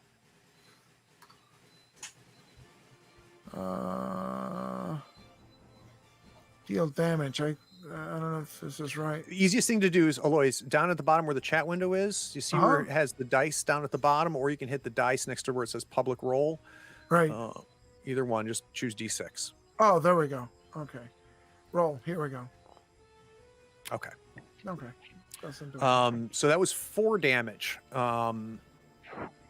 So, Aloy, I'm going to tell you what happened. I want you to describe it, though. You're underwater. You've grabbed the fleshy part of this tentacle. I think you can sense the end of the struggle coming from Sten at this point, which I would imagine gives you even more impetus. You are going to free Sten. So describe to me what happens. All right. So I'm grabbing the sword by the hilt, and I sort of got my hand on Sten's shirt and the tentacle, and I saw through blood starts coming out. So I imagine the thing recoils, right, and releases Sten, and I grab him right there. Yep, and I'm going to go ahead and have, because of where your hands were, you have no trouble then transferring your grip to Sten itself. So we're going to end this initiative slot with you having your hand on him. The tentacle has gone away, but I want you to get a sense of when that recoil happens. You get a sense of that this is not a snake, right? This is, I mean, we've been calling it a tentacle, but it could have easily been just a single coil. You get a sense from the movement below you that this is probably not the end of this story, that the fight is probably not over. Right. All right, so we still have 2 more action slots. We've got both Vasilla as well as Aldrich. And Aldrich, all that Aldrich and Vasilla can see at this point is the turbulence in the water going through. I will allow both of you to see the blood from the tentacle come up, and it's you can tell it's not Sten's blood or Ostric's blood. Oof. Yeah, I'm gonna get down there and see if I can help. Probably, I guess once I get down there, I'll see that Ostric's gotten Sten, so I'll try to see what I can do to help basically get them out. We need to get out of here. Like, the longer we're down here, the worse this is gonna get. Yeah, Aldrich. So let's do this. Let's do a move roll to see if you can't grab onto either Sten or Osric, and we'll make that a fast action. So you'll still have a slow action afterwards. Okay. Here we go. Nope. We'll push it. Your arm is there. You're reaching into the water. You're not able to grab anything. Are we pushing? Yep. Push it real good. As you reach through it, Ooh, you grab it. Who do you want to get a hold of? Do you want to get? I'll let you choose. I want to get Sten out of there. Okay, so you're able to reach and figure out that you have now got Sten. Okay. So let's do a might roll to get Sten up above the water. Yeah. Might. So mighty. Yep. He's mighty. Nice. Ostrich, you feel, you see the hand come through the water. You see you grab and start to pull. I'm imagining you let go and help at this point, right? So Sten's head is pulled up above. He's obviously knocked down. It doesn't look like Sten has taken in water at this point, but he is KO'd. Vasilla, well done, by the way, Aldrich. Vasilla's going to kind of snap out of it a little bit, and she's going to grab the rope and yell down to them, tie him up, and I'll try to help see if we can pull him up. And she'll start basically like trying to tug the slack on the rope. Excellent. So now we've got Vasilla at the top, really kind of helping speed up anybody who's moving up along that. That's great. All right, so Tentacle is not going to have an action this round, so we're going to go right back to you guys for round 3. So do you want to start with me tying Sten up and just starting to get him up? Yeah. Okay. What do we want for that? Sleight of hand or something? No, let's do a craft roll. Oh, absolutely. I will do that every day of the week.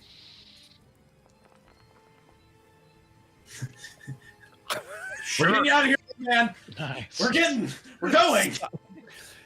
So explain to me what there was a very good tying up of Sten. So what does that look like? He's going back to like almost like Boy Scout memory, just like, all right, we tie here, all right, and then not here, all right, good. But he goes around the hole. Yep. Vasilla, pull. And I start with Vasilla's help, you're able to get Sten. Sten is now slid up halfway up the edge of this mud. and you're almost right at the top, Aldrich. And Ostrich, you're feeling the tug. And it's bringing you, even though you're working your way up anyway, it speeds your head, and your head pops out from the water. Right. So I try to swim towards the to the castle side of the of the bridge, right, and see if I can grab handholds and start to climb to help pull Sten up as well. Perfect. Let's do a +1 move roll, and the +1 is coming from the rope. Okay, so it would be strength and move. So all you have to do is click move, and it would normally move is based off of strength, but you can spend a willpower as a human and make it based off of something else if you'd like. No, it seems pretty Strength good. is kind of your wheelhouse. Yes, it is. Agility. No, it says agility, so I'm gonna shift that to. I'm gonna use the willpower for adaptive to turn it to strength. So that'll end up giving you a +2 because your strength is 2 higher than your agility, and then an additional +1 because of the rope. So the modifier will be +3 total. Okay, so +3. Here we go. All right, here we go.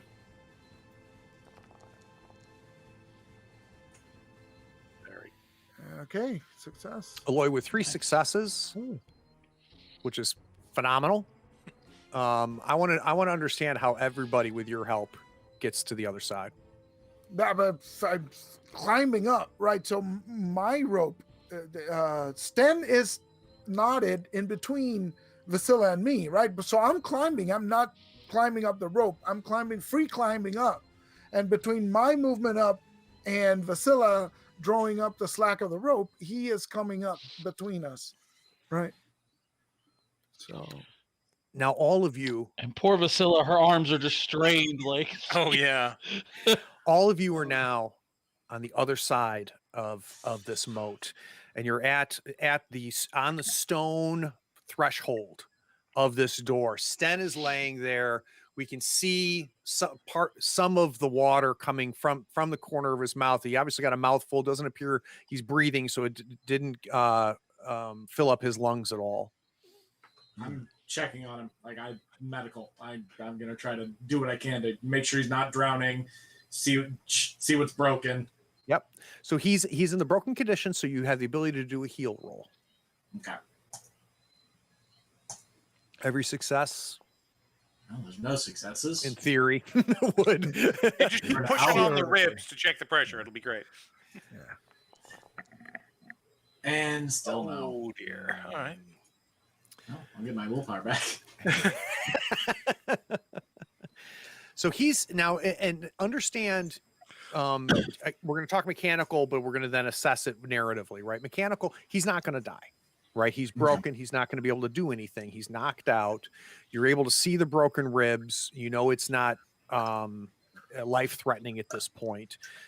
So you're in a situation where he is stable.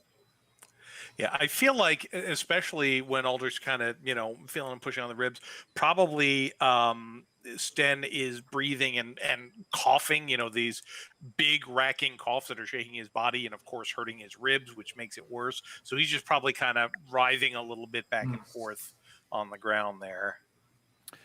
So just a real quick time check. We're coming up on 2 hours, and I want to check with my cast on this one. One, who needs a break? And can we go beyond 2 hours? I'm good to keep going. Bathroom break would be appreciated. Yeah. Yeah. Okay, great. yeah. All right. So anybody who wants to go run off and take a break, let's go ahead and do that. And if we can maybe go to the starting soon, Nick, and let's go ahead and maybe set it for 5 minutes. Awesome. Sounds good. We'll be back.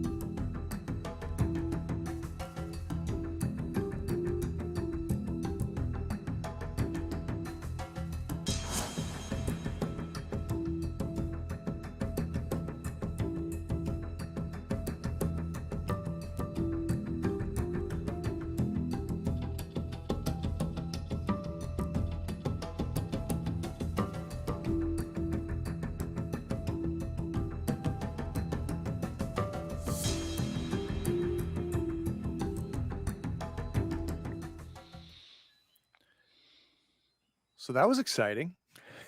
That's the word. As the ripples on the water settle, we hear the hacking cough coming from Sten. Aldrich, though not able to bring Sten to full consciousness at this point, you are able to at least understand, one, that he's obviously broken a rib. Also understand that it's not a life-threatening situation. You guys I think are he's gonna be now okay, everybody. on the Broken other side of rib. the moat. But he'll live.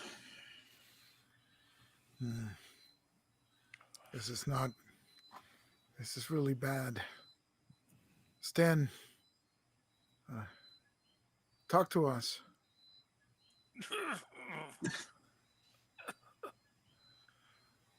Am I not dead?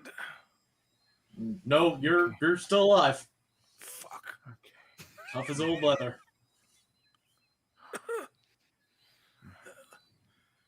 Thank you. Yeah, Is it's the no thing problem. dead? At least we scared it away, it seems. But we're on dry land. Good. Watch him. Watch him I'm just until he gonna lay gets. here for a bit. Watch him until he gets on his back on his feet, and I move over a little bit to look out into the darkness, right? And sword drawn, because we're on the castle now. There's a beast in here, so this is not good. I was hoping to move quickly, and that's not going to happen.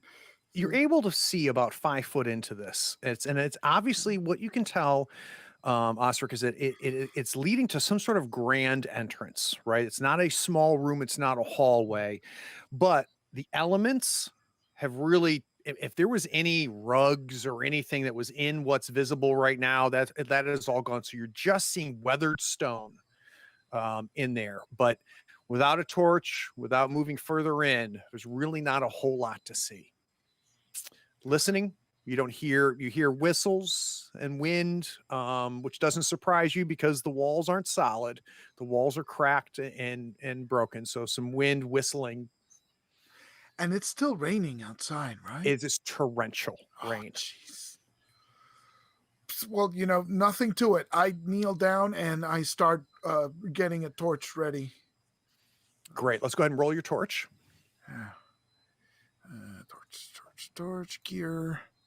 So it's really neat. The way resources work in this game is instead of tracking individual food, water, torches, and arrows, everybody has a ranked die in it. And if you buy more torches, you might go from a D6 to a D8 or from a D8 to a D12. And every time you use a torch, use an arrow, every time you eat food or eat water, they roll on this die. And if they roll a 1 or a 2, the die goes down by 1 step. So if they had a D8, it would go down to a D6. If they roll a 1 or a 2 on a D6, then they are out of torches or out of food or whatever it is.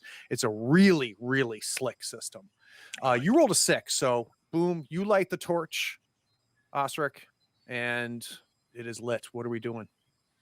Well, I take a look around and I look back and say, bring him in from the rain. Oh, Yeah. So as all of you start to kind of maneuver to at least get out of the sideways pouring rain, and the last thing that Sten needs is more water, which is all that he's getting right now. I think I'm capacity. Yeah. So you can tell immediately that this keep was once a home of obviously a ruling family, but it's now in full decay. The walls are ruined. They offer little or no protection from the elements. You can feel the wind coming in from the rocks and the crevices in the rocks. You can see where the weather has seeped in and helped overtake this area. Up above this grand room, as far as you can see in, you see parts of wood ceiling, but you can already see where a lot of it has already decayed. And you can even see some of the rain dripping and making its way all the way down. So even though you're on the ground floor and you estimate there's got to be at least 2 or 3 stories above you, and you're not even below the main tower that you saw from the outside, the water's already worked its way through this morning. So the decay is not isolated to here. any furnishings that were there, you see remnants of it. You see remnants of chairs that have just fallen apart. So they weren't broken apart. They weren't crushed or crashed against the wall. They've just kind of decayed. Any cloth, there's some tapestries that you see on some of the walls. They're decayed and rotting. And if you were to touch it, you immediately would just fall apart in your fingers. And that smell from the water permeates the inside. Mm. And it's not an unfamiliar smell. It's old. It's vegetation. It's mold. Any cloth that was on any of the seats and the chairs in this main hall are now gone. So as you're taking the torch, Ostrich, as you work your way in, you've got everybody into safety.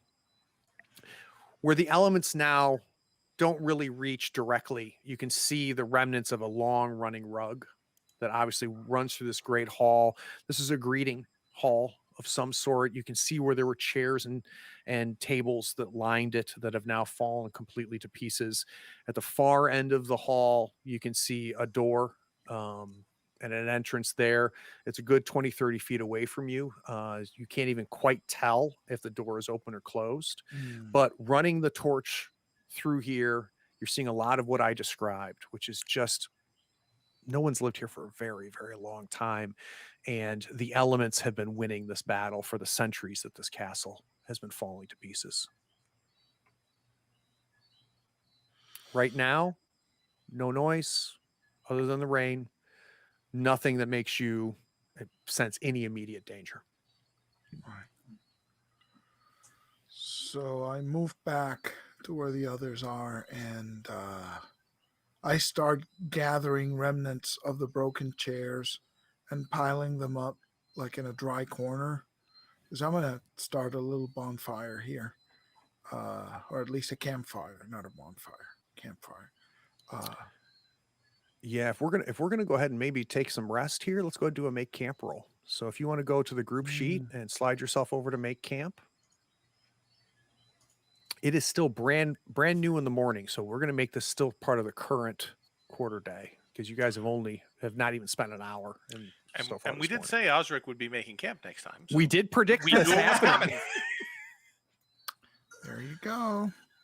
Hang on. Should this work straight from the... It should. If you go to the group sheet, you should be able to slide yourself to make camp. Oh, wait, I move Aldrich. That's why it wasn't working. Okay. Yep. Here we go. Here we go. Yes. You have no trouble getting the fire started. No trouble making sure that everybody's far enough away from the door, that the elements aren't in there. And the first time all of you have had a chance to really exhale. Sten is awake. Sten is not moving anywhere of his own volition, though.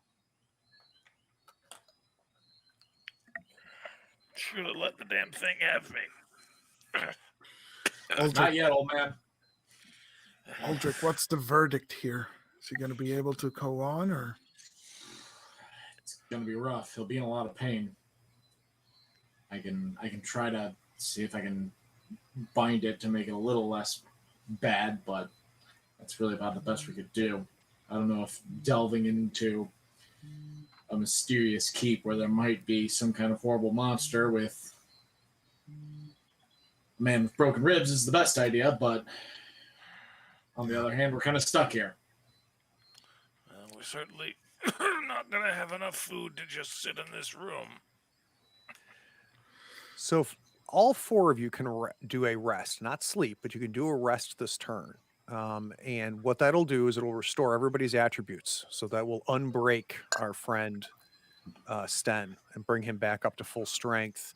And Aldrich, you have already done a heal roll on him today to do this. So we're not going to be able to address any more healing. But at some point we would have to we'll want to do a heal directly on the ribs, and with a success you'll cut that healing in half. So instead of 12 days to heal fully to get rid of those -2 modifiers, it can happen in 6 days. So what's the penalty that's going to be lingering on? -2 to his move and melee. Yep. Oof. I mean, melee ideally I should never be doing. Move I'm going to be slowing you down, and we're not going to be jumping. I'm not going to be jumping across any more chasms, but I should be adequate. Yeah. So do Yeah. you want to go ahead and jump to noon and spend this quarter day and I have think everybody so, rested? yeah. Okay, great. Yeah. So as the afternoon approaches, it is still raining like a son of a gun outside. Sten, for the first time, stands up.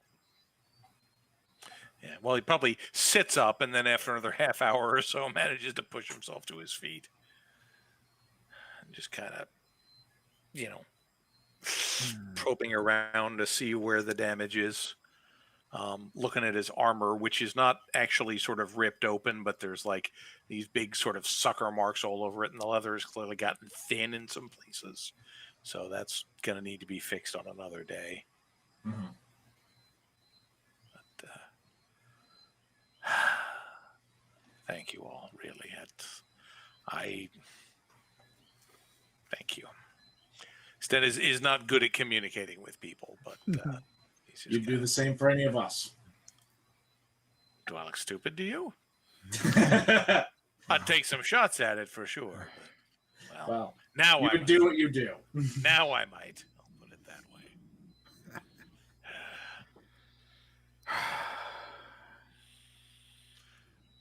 Well, I suppose we should get a move on. I think I can walk anyway. Didn't Get hurt ready. any of the rest of you, did it? No, thankfully we managed to scare it off. We didn't give it enough time. Good. Yeah. So everybody get their weapons ready. We don't know what this... Yeah. Sten would have had somebody at least, spread out his bowstring to dry and the bow, because that needs to be done. But other than that, he smells horribly, but he'll be all right. And with the campfire going, we didn't need any more torch rolls. You no longer needed torches. But if we're going to move from the campfire, we will need a fresh torch. Right. I've got a lantern. We can also use a lantern. Ooh, check out fancy this man with a fancy lantern. pants. Mhm. So I feel like I'm a good enough person to do that. So I will roll a torch roll as a lantern. Make sure I don't lose any lamp oil. And we're good. Excellent. So we see the flint go. We see the lantern light up. And unlike a torch, the lantern fills the room. Oh, nice. So this is a grand entrance hall, easily 20, maybe even 25 feet in height. And you can see the frames where probably there were pictures at some point, but they've long decayed away. The broken and decayed furniture continue down the hall itself. With the lantern lit, you do see a closed door at the very far end. We'll call that north, from where you are. All right. So I guess I'll take point. Being the biggest and the strongest, so I guess I'll take point and go to the door and try and get a closer look. Is it open or is it closed? So it is closed. It is closed. You can it's wood, not as worn and broken as other wood that you have seen, being protected by the wall that it's embedded in itself, but the wood is, not brand new either. Right. But there's a handle. Okay, so I'll whisper to the guys. I'll open the door and step through. Once you've come through behind me, the last one in should lock it just in case. Or at least not lock it, close it just in case. Right. By the way, Craig, in this hall, there's no sign of like recent passage through here, is there? That we can tell. Let me think for a second. Because if the door's closed, the beast hasn't been to the entranceway, so at least there might be a place to retreat if we need And it. if these other treasure hunters were up ahead, presumably they came this way. Maybe there was a better plan. Sten, Unless they just fell in the moat. Sten, you're looking through and kind of checking things out as Osric, I think, tries to figure strategically how we're going to go through our first locked door of the Forbidden Lands. or not locked, but closed door of the Forbidden Lands, I should say. Very exciting. And Sten, you do find a torch, a spent torch. Okay. And you look at it, put your hand on it, and the char comes onto your hand. So this torch was used relatively recently. Well, somebody came through here recently. He sort of waggles the torch and tosses it back down. Oscar And goes, then- shithead, that was my torch. Damn it! No, I'm kidding. So we're at the door, Oscar. So we'll proceed carefully. Seeing as how Aldrich has the light, I will, sword in one hand and with the other hand trying to open the door and see what, keeping the sword high. As you reach for the latch, you immediately recognize that the door is not locked, and you start clink, and you pull the door. It doesn't give you any resistance whatsoever. You open it up, and the light from the lantern shines in, and as what can best be described as just a gloomy hall. It's a square hall. You immediately notice doors on the north, east, and west. You're coming through what we'll call the south door, even though technically it's not south. It's just easier for us. There's a table that fills this hall. At one point, you would venture to guess that this table probably could seat 30 some odd people easily. So this is, without question, it's a dining hall. What else tells you that it's a dining hall is you can see corroded, weathered bowls and plates, serving platters line the center. You see candelabras all at once in much better shape than they currently are. We just lost Brian. Brian. Oh, Brian's back. There he Okay. is. That's all right, my friend. There are obviously remnants of where there was a tablecloth. So under where it was protected by these plates and these vases and things like that, there's still some remnants of the tapestries of the tablecloth. You see some silverware, all of it corroded. Maybe it was silver at one point. It's really hard to tell. It's mostly just now browns and reds in color. What really stands out, though, are the heads. Filling each of these chairs, there are men. And you can see their forms as they are head first on the plates in front of them, leaned over. And at first it's a, but then you can see the bones.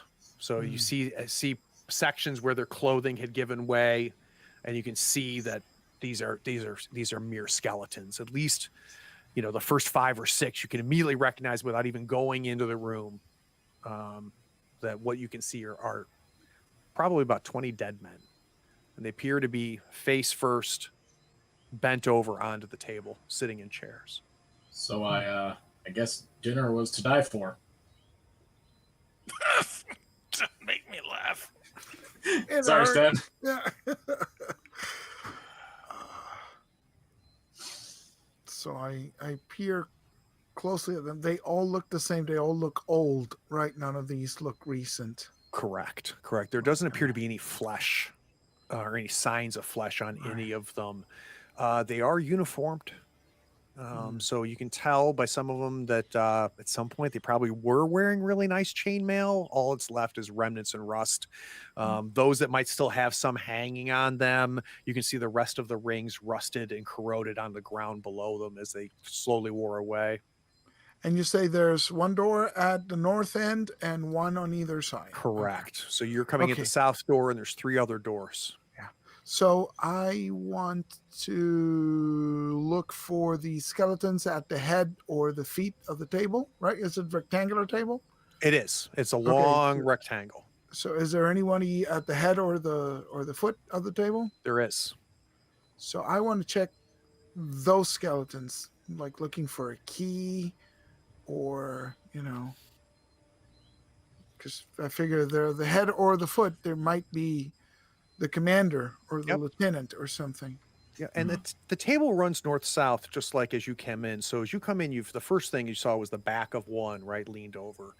Right. And the one at the south of the table, and it's really hard. It's really, really hard just because of how much decay has happened. It appears to be equipped or dressed similarly as the rest.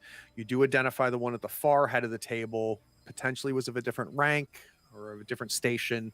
Doesn't appear to be dressed the same way, has a different shaped helmet, we'll say. You go to the one at the south end of the table, the one closest to you. And give me a sense of how we're inspecting this. So I wanna lean in and take a look. Is the skull fractured? Are the bones broken, or are they intact? And these guys just died of hunger, or Yeah. something like that. So I'm trying to get a without even touching this one in the south, because I would imagine we would look before touching. yes. Kind of looking to around. You do realize that most of the fingers and the bones on his right hand, which weren't visible until you inspected, have fallen off and decayed off the bone as well. So he is now literally falling apart at this point. You look at the head. The head is in a helmet. It doesn't appear to have any trauma to the head itself. There's a scabbard that may have held a weapon. There is no weapon there now. If there were any pouches or anything like that, they're long gone and decayed at this point. Really nothing of value that's visible as you look at it. And again, we have not touched this. Right. And the sword is not at the floor, right? So Correct. somebody must have taken it. Yeah. Correct. You see no weapons on him. You maybe on his belt he may have had a dagger at some point. There's not a sheath for it though. Okay.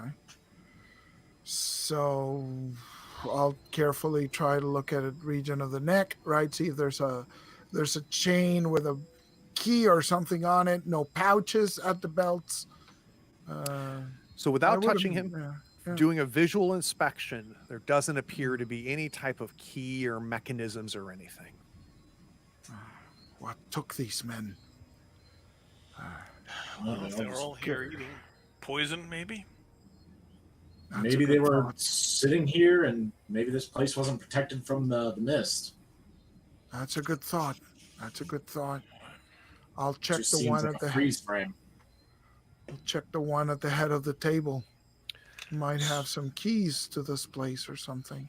So you go to the head of the table, and you assume it's a man, or was a man at some point. Definitely seems to be the broader of everyone. You can imagine that if you'd gone back in time and looked, he may have been the biggest man at the table. His helmet covers less than the rest, offers less protection than the others that were sitting at the table. Because of where he's seated, farther away from any type of walls and elements and things like that, he's actually the most intact. Looking over him, looking at the same thing. Again, we haven't touched anything yet. And potentially touching could change the narration, right? But until you tell me, we're not touching anybody. Right. You don't see anything hanging around his neck. You do see rusted chainmail. It's in better condition, but useless. If you were to pull it off of him, it would offer nobody living any type of protection whatsoever. What does catch your eye is the symbol at the top of his helmet. And where you last saw that was on an artifact you pulled from the horse. Oh, right. The headband, the silver headband. Yeah. Hmm. And if I remember correctly, it was kind of a squiggly infinity type symbol, I believe, if I remember correctly. Okay. I think Aldrich was carrying that. Was I? Probably. Or was it Vizilla? I don't know. No, I'm carrying it. Okay. Okay, cool. Lucilla's carrying it. Cool. Well, he's at the other end of this table. He's a good 20, 25 feet away. Who's staying at the south door? I'm trying to get a sense of what we know what Ostrich's been doing. What has everybody else been doing? I'd be with Sten since he's investigating, just keeping him lit up so he's got good eyes on it. Osric, you mean, right? Osric, yeah, sorry. Yeah, exactly. Sten was probably the last one through the door. He probably just kind of comes through the door and nudges it shut behind him. And it's probably just mostly hanging out back there, getting an overview of the place. I think Vasilla is going to hang out with Sten just to make sure in case he needs help or support or anything.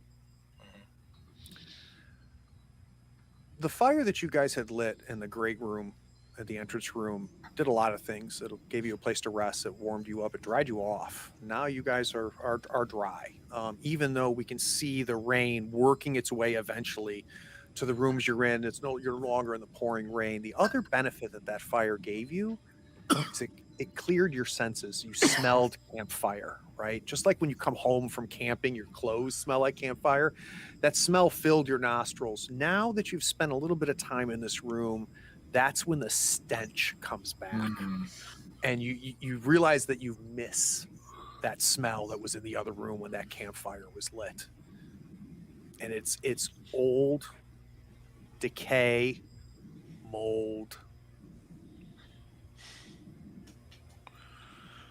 The stains on the walls, you can feel like you can smell the stains. All right. Feel like if they've been here this long, well, I guess it's a closed room. Let's have nowhere to go. Craig, is there any sign? I'm sorry, go ahead. Any of the other doors ajar or anything? So the door to the north, which is directly across from the door that you entered in, Aloy, is closed. Very similar door to what you opened to get in here, and in similar condition. So you've got the metal bars, you've got the wood that is still at least intact enough that it blocks your view, right? The other two don't have doors, but in a quick second you notice that at some point they did, right? You can see the hinges, maybe a little bit of the wood. Looking to the east, luckily with this beautiful lantern, you're able to see far enough in, and as best as you can tell without going in there, you see a hearth and a fire pit. So potentially maybe this is a kitchen. That's the eastern passage? This would be the western. I'm sorry. This would be the western door. We're not going in there. That's just a quick view, understanding we've got a dining hall. It's not too hard to piece together with the hearth that you can see there that this may be the kitchen. Looking across the table to the eastern door, you see into there, and it's a bench that's been carved into like a stone bench that seems to run down the length of the wall. It's a very small, almost hallway, and just doesn't take much for you to lean up a little bit. You can see the hole. So maybe a latrine, a latrine that's potentially hanging over the moat. And sorry, that was to the west? That's the east appears to be a latrine, which we have not gone in, and then we've got what appears to be a kitchen to the west, right? And then we've got a closed door to the north.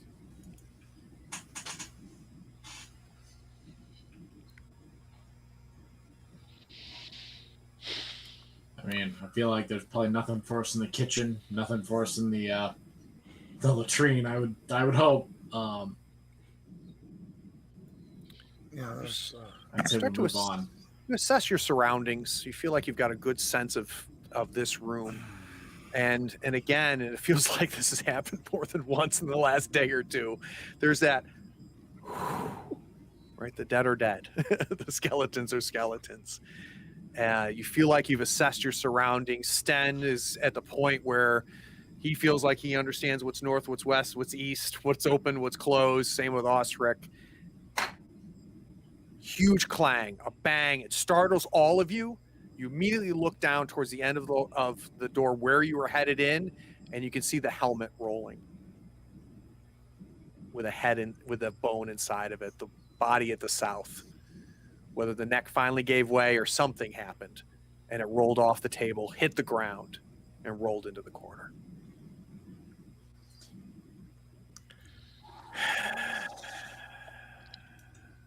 Vasilla lets out a loud squeal.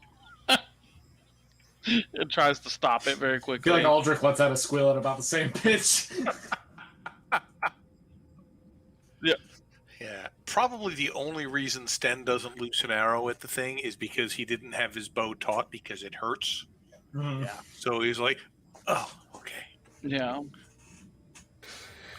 Yeah, Aldrich crouches down a little in reflex, right? But just realizes it's the head. And I think Aldrich is right. We should probably just take the northern door. Right. Is there any evidence that someone else has come through this room? Are there footsteps in the dust? So Is there isn't there any dust. And whether that is because of the rain eventually making its way through, the fact that I mean, it's not like you're outside, right? You don't feel a breeze, but the air is moving. And it's again because of these walls. I mean, there's parts where you can see some daylight coming through. There's such a decay in some of the walls themselves. But to answer your question, no. As you kind of look around, specifically Vasilla, to see, am I, following your trail? Unlike the spent torch that we found in the Great Hall, we're not seeing any sign of anybody but you has been here in the last, 50 years or more.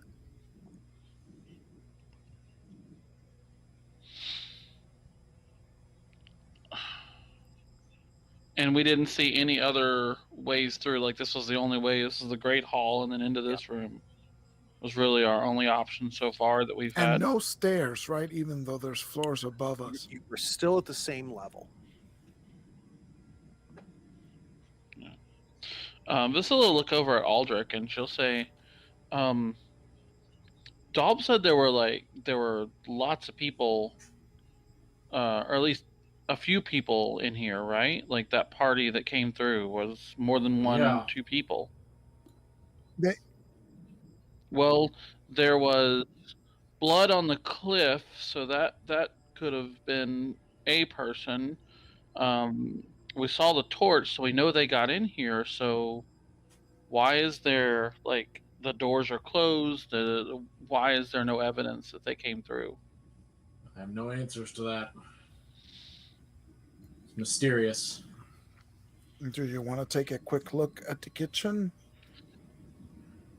I mean, might be some other entrances, right? Just at least poke our heads in. Sure. Yeah, we can do that. Hurry. Who's heading in first? Aldrich. Duh. Aldrich right behind him with the lantern. Vasilla goes in first unarmed. No, I'm kidding. Oh, nice.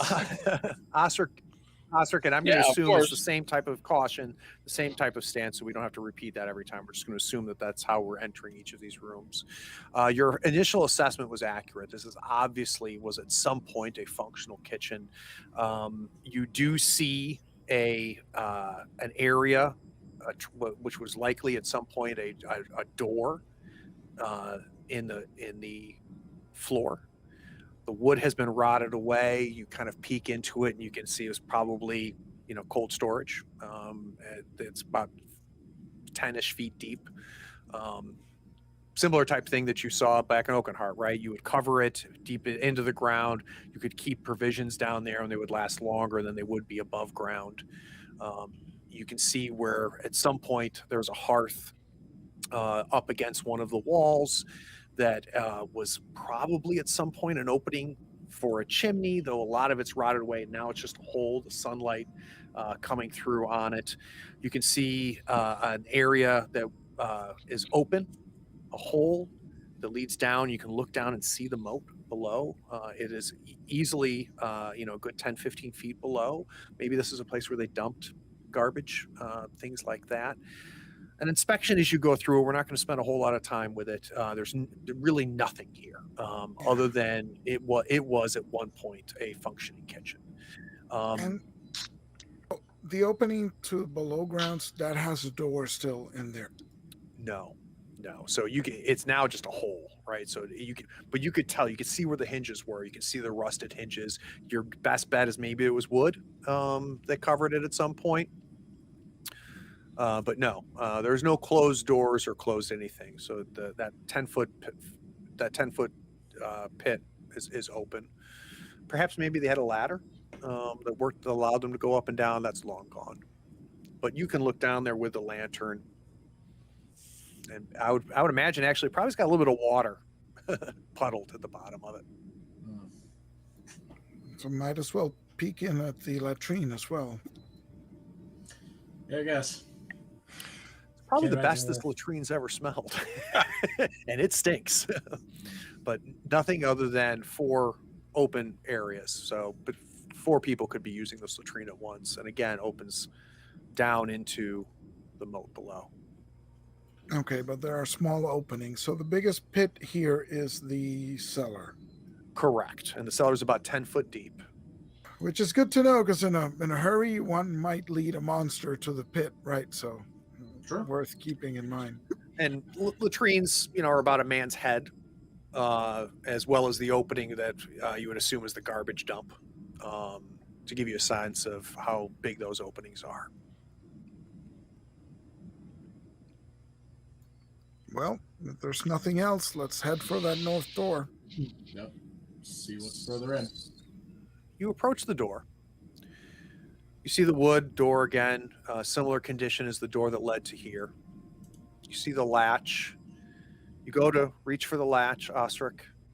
And as you look down for the latch, you happen to look down a little bit further, and there's blood coming out from under the door. Okay.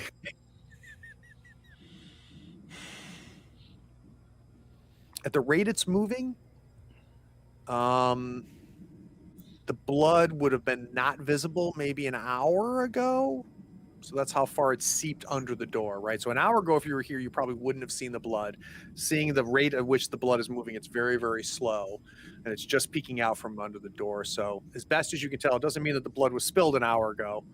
But an hour ago, you probably wouldn't have seen the blood. Brace yourselves. There's probably a dead body beyond. And ready your weapons. It might be the beast.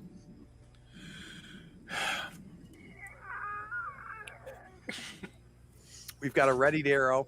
We've got a drawn sword. I've got a sorcerer and a minstrel. What are they doing? So Other than Aldrich- holding a lantern. Yeah, Aldrich holding a lantern, doesn't draw his knife, but he's got his hand on it. Because if he wants to go cast a spell, he'll just use his hand. But Priscilla? Priscilla's got her little knife out, but she's kind of hiding behind every. Again, the door doesn't give any resistance to you, Osric. You hit the latch, you pull.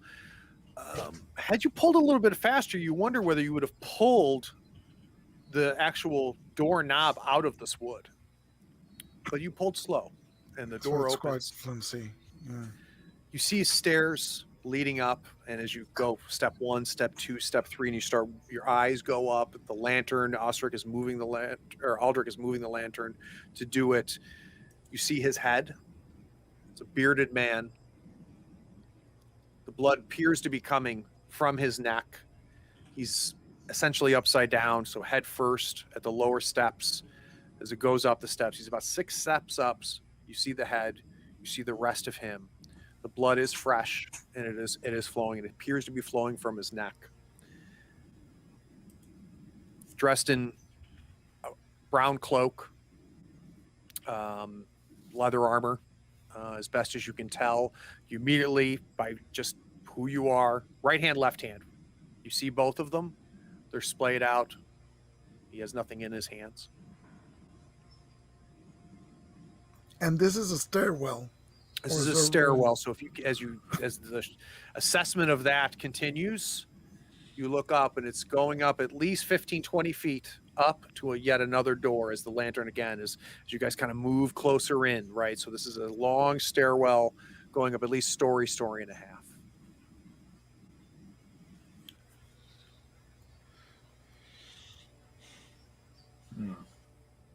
His head has been severed cleanly from Right now you don't see a wound, and that could very well be because of the beard. He's got a very full beard that goes, to the very top of his chest. He is upside down. His eyes are open, but you can see that the irises are rolled back, so you only see the whites of his eyes. The color of his skin, he is not flush. But the blood is coming from under the beard in the neck area. So the head is still attached to the body. It is still attached. Is there any spatter or anything on the walls? There is. Against one side of the wall, there is a splatter. The best as you can tell, the splatter is maybe 5 5.5 feet above that stair as well. Stan, it doesn't take long to figure out his height. So if he was standing and someone were to have slit his throat, it would probably match the stains and the splatter of blood that you see on the left hand of the stairwell wall. So I'll lean in and see how his feet are secured up there. They're not. It appears his weight is what's kept him there. It also doesn't appear, based off of what the splatter, assuming the splatter is where the neck injury happened, it appears that he died here as opposed to at the top of the steps and fell down.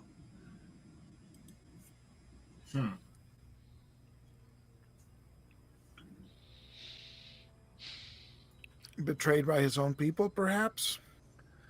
I say out loud. Aldrich, be, he might could be. be. He might at best be 6 hours dead, 7 hours dead, This is which recent. puts you at morning. Not too different than when you maybe were starting to cross the moat. This was very recent. Might be some kind of trap or something here, I suppose. Definitely Looks something to pretty watch out clean. for. What's the condition of the armor? The leather armor's in good shape. Okay. Yeah, it's decent leather armor. Well, he's not using it anymore, so I'm gonna go about scavenging. So we're touching the body. Yes.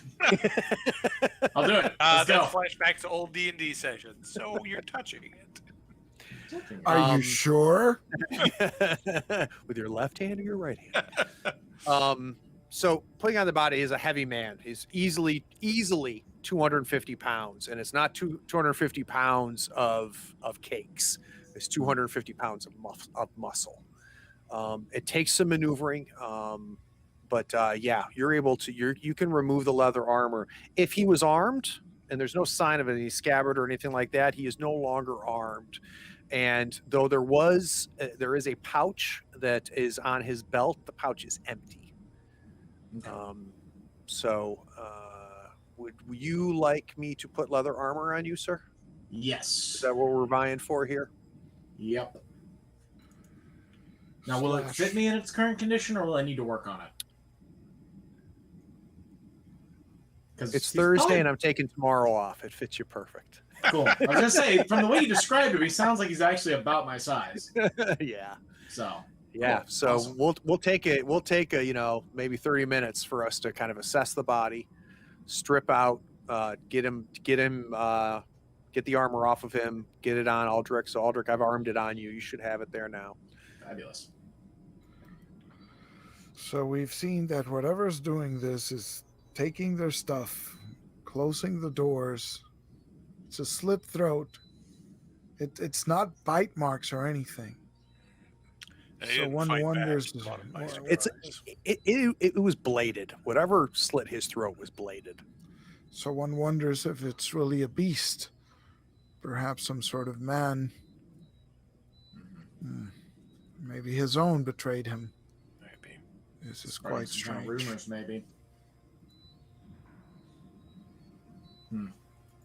Are we ready to move on? Suppose we are at that. Tug at my new armor. Yep, I think we're good to go. Well, Wipe some of the careful blood up the off. stairs. Carefully Really- up the stairs. Yeah. And comfortably, really one single file. I think you could go shoulder to shoulder, but it would give you no maneuverability whatsoever. It would be a tight fit. So let's assume we're going to go single file with Ostrich at the front. I don't think anybody's going to give any choice. I would assume. Vasily, are you going to go in the back? Where are you going to go? She'll be in the Okay. back. And then so we've got Ostrich, and then I would assume. I guess we're going to have the lantern, right? Yeah, So We're yeah, gonna have the Aldrich, Sten, Yeah, Vasilla. Sten's got his bow out. Aldrich has got his within arm's reach. We've got our knife, and we work our way up, going up the stories. You get to the top, similar door. Ostrich, you work the latch, same type of fitting. You pull it back, and fresh air is the first thing that you notice. It just hits you. It's a wind, the rain hits your face, and it startles you and everybody else, but oh my God, does it smell good? Because it does not smell like the inside of this place. And what you see is immediately the outside. You see the rain coming down torrentially. You can see there's something on the outside. Now, you guys have seen the outside of this. So if we want to go quickly back to the map, I'm going to ping. Let's see if I can force it to go there. This is where we are. And you guys are on the left-hand side of this, right? Okay, yeah, you're in a very faint, like, blue color. Sorry. Yeah. That's fine. Yeah, there I see. There's where you guys are right now. Okay. So after this, the rush of the air, you now look over and you're able to get your bearings, right? You're like, I've been outside. I know what the outside of this looks like. I can now kind of figure out where we've walked so far and where we've gone. And it's almost like the axe of a giant just carved Weatherstone in half and created this just cleave ravine at this. And it immediately looking over, you can see all the way down at the bottom of this area. This is now, we're easily down 30, 40 feet. At the bottom, it's dry, right? It's not moat. You can see debris down there. It looks like it might be a mixture of stone and wood. Very difficult to really get a sense of it, especially with the rain pouring down the way it is. You look across this chasm. This chasm's about 20 foot where you are, where this cleaved ravine is. On the other side, you see a door. It is open. There's nothing between you and this 20-foot span except a chain that's running across it. And it's connected to the walls. So you can see the latch where it's latched on your side. You can see it latched through the rain where it's latched on the other side. You look up to your upper right, you can see where there is a latch, but no chain. Well, you look down. We have fun. You look down, and as best as you can tell, Ostrich, maybe there was a wooden plank bridge here at some point, but if so, it's gone now. But there is one chain spanning the chasm. There is a chain that is spanning. Oh boy. Here we go again. And it is raining.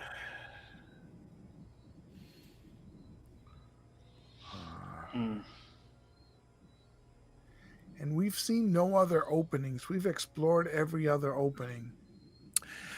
To be clear, I'm streamlining things a little bit. Oh, okay. So there may have been some rooms here, some rooms there. Okay. But because I'm just wondering where the beast came from. Because wow, the beast crossed the chain. Okay, this is bad.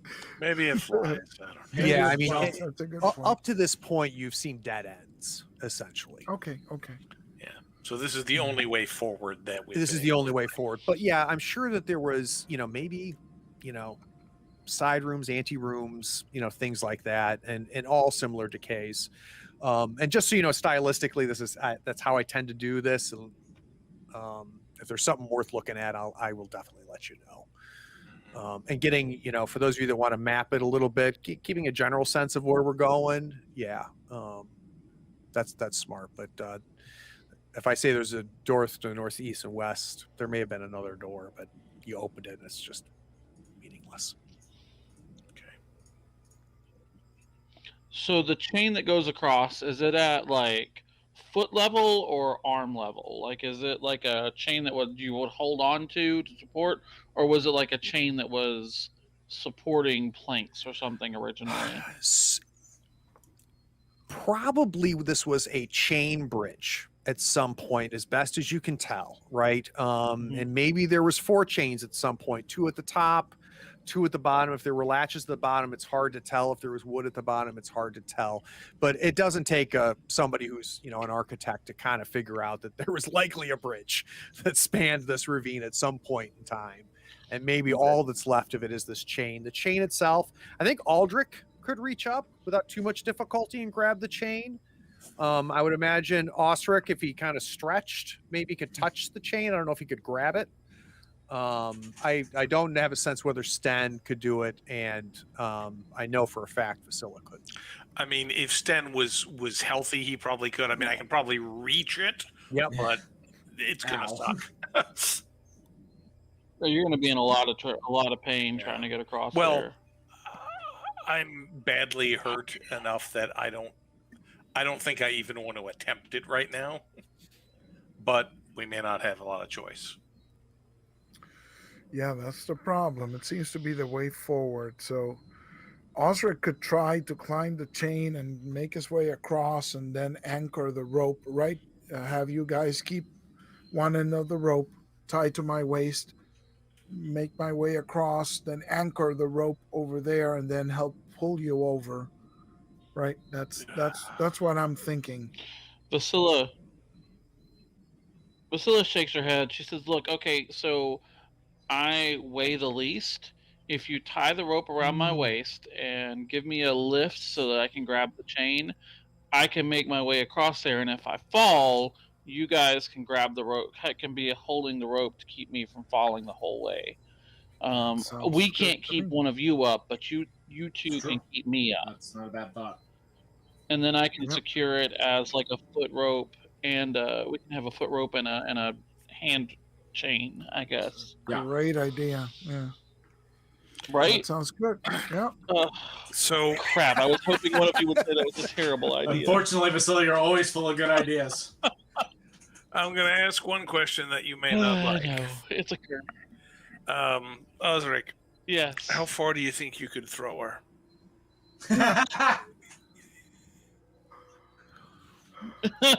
I'm not sure even Osric could cover the 20 feet. All right, it's just you wanted an alternate idea. An alternate idea. It's the best I could come up with. Vasilla's eyeing her dagger for a second.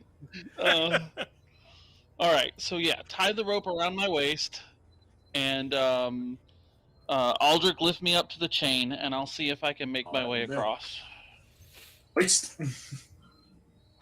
So I think normally we would be looking at a -1 because of the elements of the rain. But I'm going to get rid of that -1. And the reason is because I don't think you're in a hurry. There's no fire behind you, right? Let's just do a straight move. Okay.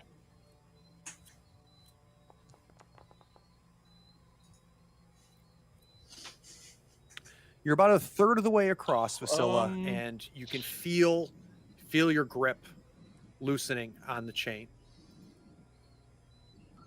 Okay. All right, I'm gonna push it. I think I'm good to push it. And it goes.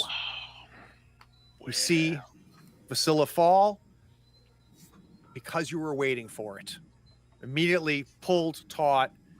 Vasilla, you knock against the bottom, but on the side of where you guys are from. You go up against it. You were ready too, so you brace yourself as you fall. And Ricky said, just take one damage to your strength for me as you hit the side of the wall. She's about, I'm going to say she's about maybe 10 foot below you, but you guys have a secure grip, and she's tied well.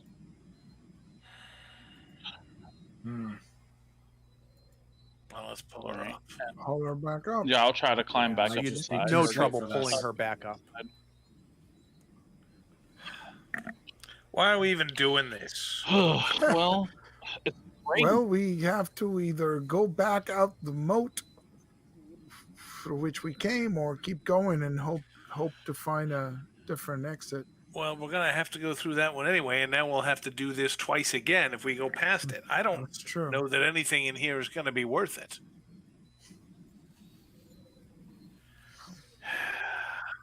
No, there might be an easier exit on the other That's side. the hope, at least. Gold might fly out of my arms. I don't think we can do this while it's have to wait raining the this weather hard, out. though. I think we might need to wait to see if the rain. See if it gets any better tomorrow. How are we on food? I think we're good. I've got plenty. Yeah, Yeah, I'm I good think to we're share good. if I need. All right then. Do you want to go back to the dining hall? Probably back to that first entrance where we had that fire set up. I don't want to spend the night in the dining Yeah, hall. Very honestly, entrance. that's probably our Yeah. best bet. No. And close that. Put a Yeah. chair up against it. So you guys go to the back to the grand entrance, and the wood, the remnants of the campfire are still there. Right. We are now in the second half of the day, but relatively early in the second half of the day, so we can still make camp if you want, this quarter of the day if you want. Okay. I don't know what else there really is for us to do. Can I it's take not like another we can shot hunt or at, fish from here. Can I take another shot at learning my talent that I was working on? You sure can. So yeah, well, first, who's going to make camp for me? I can make it again. All right. Here we go. Nice. All right, so you're able to get that campfire back up, and oh boy, does that campfire smell good. So not only is it warm, but oh boy, the burning wood just smells really, really nice, and the warmth of it is nice. And the lantern, you're able to put the lantern out because eventually the fire is, able to provide enough light that you feel comfortable in that scenario. So we've got Ostrich spending this quarter of the day, the second quarter of the day, making camp. I've got 3 other players. What do you want to do this quarter? I'll probably keep watch. My eyes still work. I think Vasila's going to do the same as Aldrich. I think she's going to try to learn that song again. So let's go ahead and do the keep watch roll. Okay, gotta pop back in. No, that's what. Okay, cool. Oh no.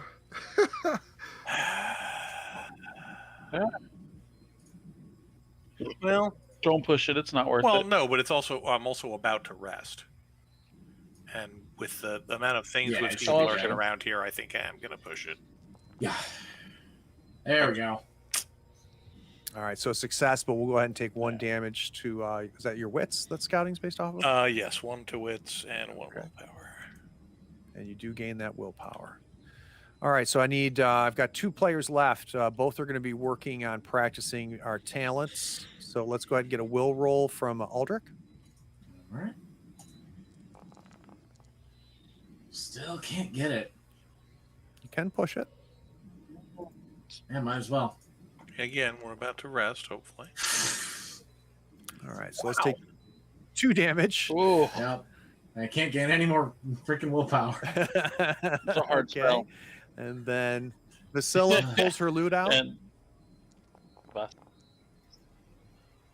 Hey, There we oh, go. yay!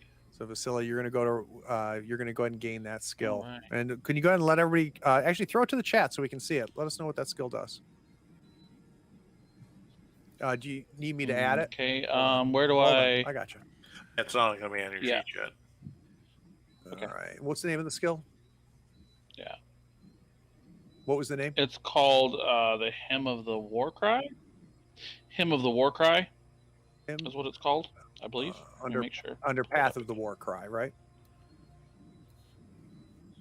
Yeah. Yep.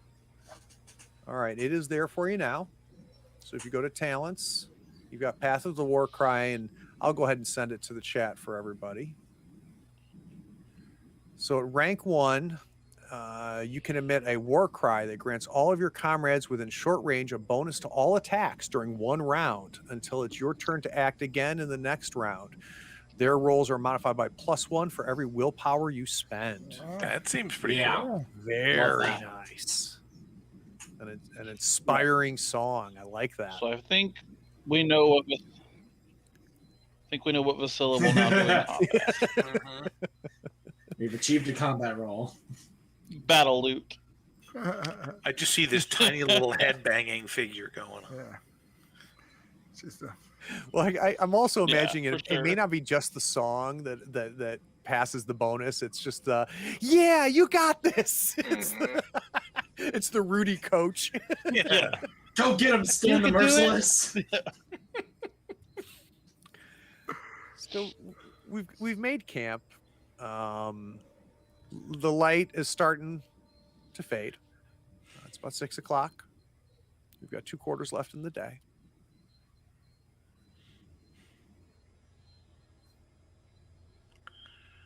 And it's still raining? It is still raining. So, I'm no craftsman, but is there anything we can do? Because there's certainly a lot of old broken chairs and things here. Is there anything we could make to try and make that passage easier?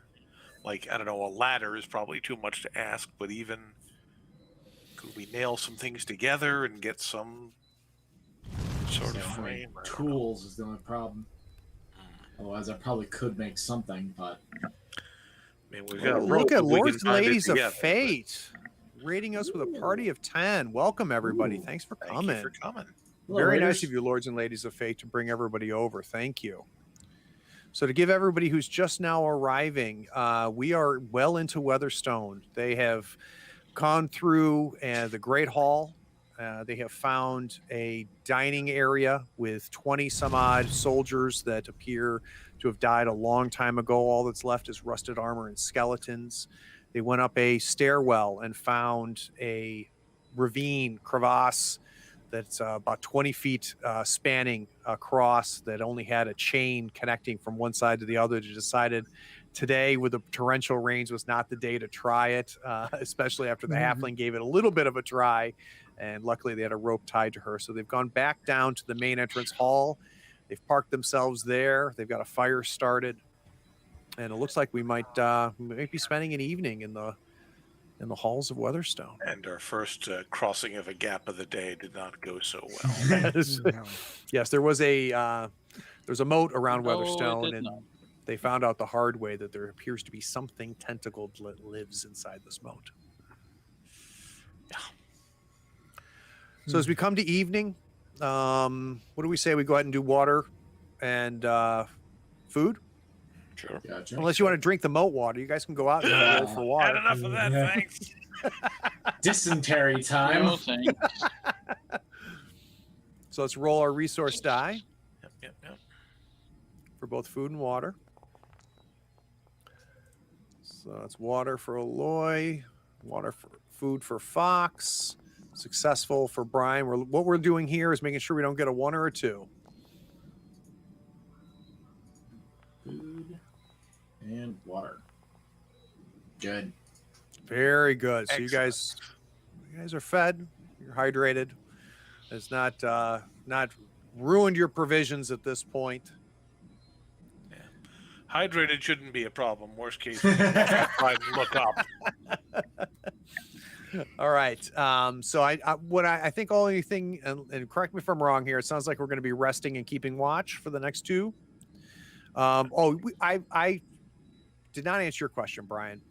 You're talking about trying to craft something that will help the Yeah, crossing. like I say, it's not my area of expertise. Well, Stan is one of those guys that hates just kind of feeling like he's sitting around twiddling his thumbs. Right. between the 4 of you, can you give me an idea of what you're looking to do, and let me give you a sense of whether it's doable, because you've got really, several rooms to work with here, right? We've explored several rooms at this point. So if I can get an idea of what we're planks trying to do. from the table and stuff like that, right? Maybe we could sort of fashion some sort of bridge. Yeah, those might be okay. The door's probably the best wood we have access to. Well, the wood of the table is in shockingly good shape. Now, the only concern, the table is long enough. The table could span that area. The table is about 25 foot long, but is only, and it's about a 20-foot span. The problem is I don't know how strong that table is at its midpoint. Right. So it's one thing to be sitting at the table and eating dinner off of it. It's another thing to have 150 or 200 pounds crossing that table. Well, halfway we can through. find that out before we do anything. We can have Osric stand in the middle of the table and jump up and down on it. Couple of times. So with some Yeah. reinforcements, I think we could make the table a bridge. That's not a bad So if idea. we want to spend one of these quarter days doing a crafting roll, let's see if we can't get this table to a point where we feel like it would be safe to use to cross this huge span. I can definitely do that. Great. Crafting goes off of strength. Yep. Mhm. I'm a I have great carpenter. I'm awesome at it. I have 3 crafting and 4 strength. Oh, Yeah, It's all you, crafting buddy. is my thing. This is what I do. Yeah. But let's do a +1 because I think it Okay. sounds I- like I have 6, so you know. nice. Yeah. Ostrich is definitely helping. So let's do a +1 to that Beautiful. crafting roll. 2 crafty boys going at it. There we go. Ooh, that was Yeah. close though. Very, very nice. So it takes a little bit of work. There's enough nails. As you pulled nails out of furniture that broke, they were sturdy enough. You're able to really get that table to the point where, and I'm imagining flipping the table over. We've moved the skeletons to the side, and they're laying. Some of them fell apart as you moved them. Some of them didn't. Flip the Sorry, table guys. over, reinforcing with the best you can do with the wood that you're able to scrap together with some nails that you're able to put. Flip it over. We see Ostrich start to walk across, and nope, it's not ready yet. Get off, flip it. But by the end of it, you guys are now at a point where we can go to morning. I'll need 2 keep watch rolls, but we can go to morning with a functional bridge that you guys are confident you'll be able to use to cross. So if I can get for the first quarter a day a keep watch and a second quarter of the day, it just can't be the same person. So our watchers are I'll- Aldrich and Vasilla, right? Yeah, my wits are down a bit though. Oh, I mean, okay. I'll go the I can first do one. one. Yeah. All right, go ahead. Well, I can go the first one so that he can sleep, and then he can do the do second it. one once he's rested. Okay, that works too. Yeah, keep-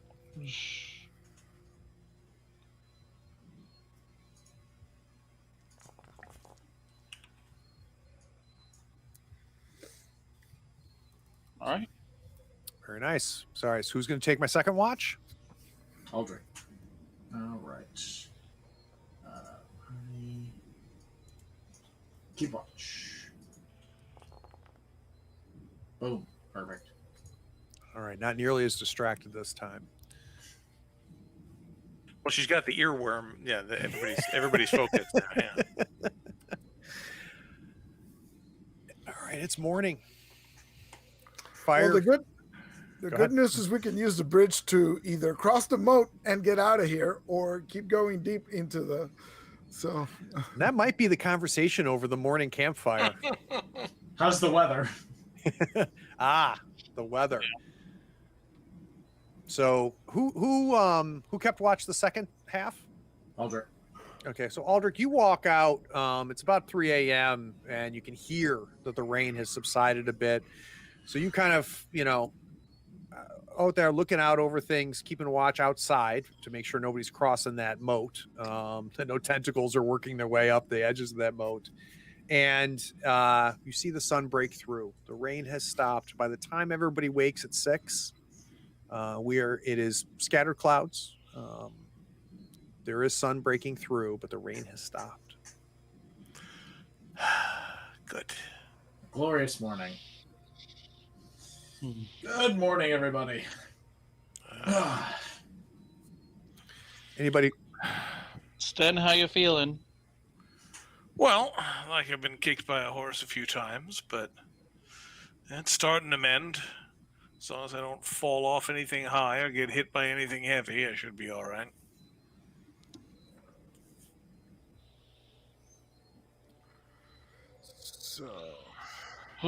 So, are we going forward, or are we getting out of We here? went through all this effort to make a bridge.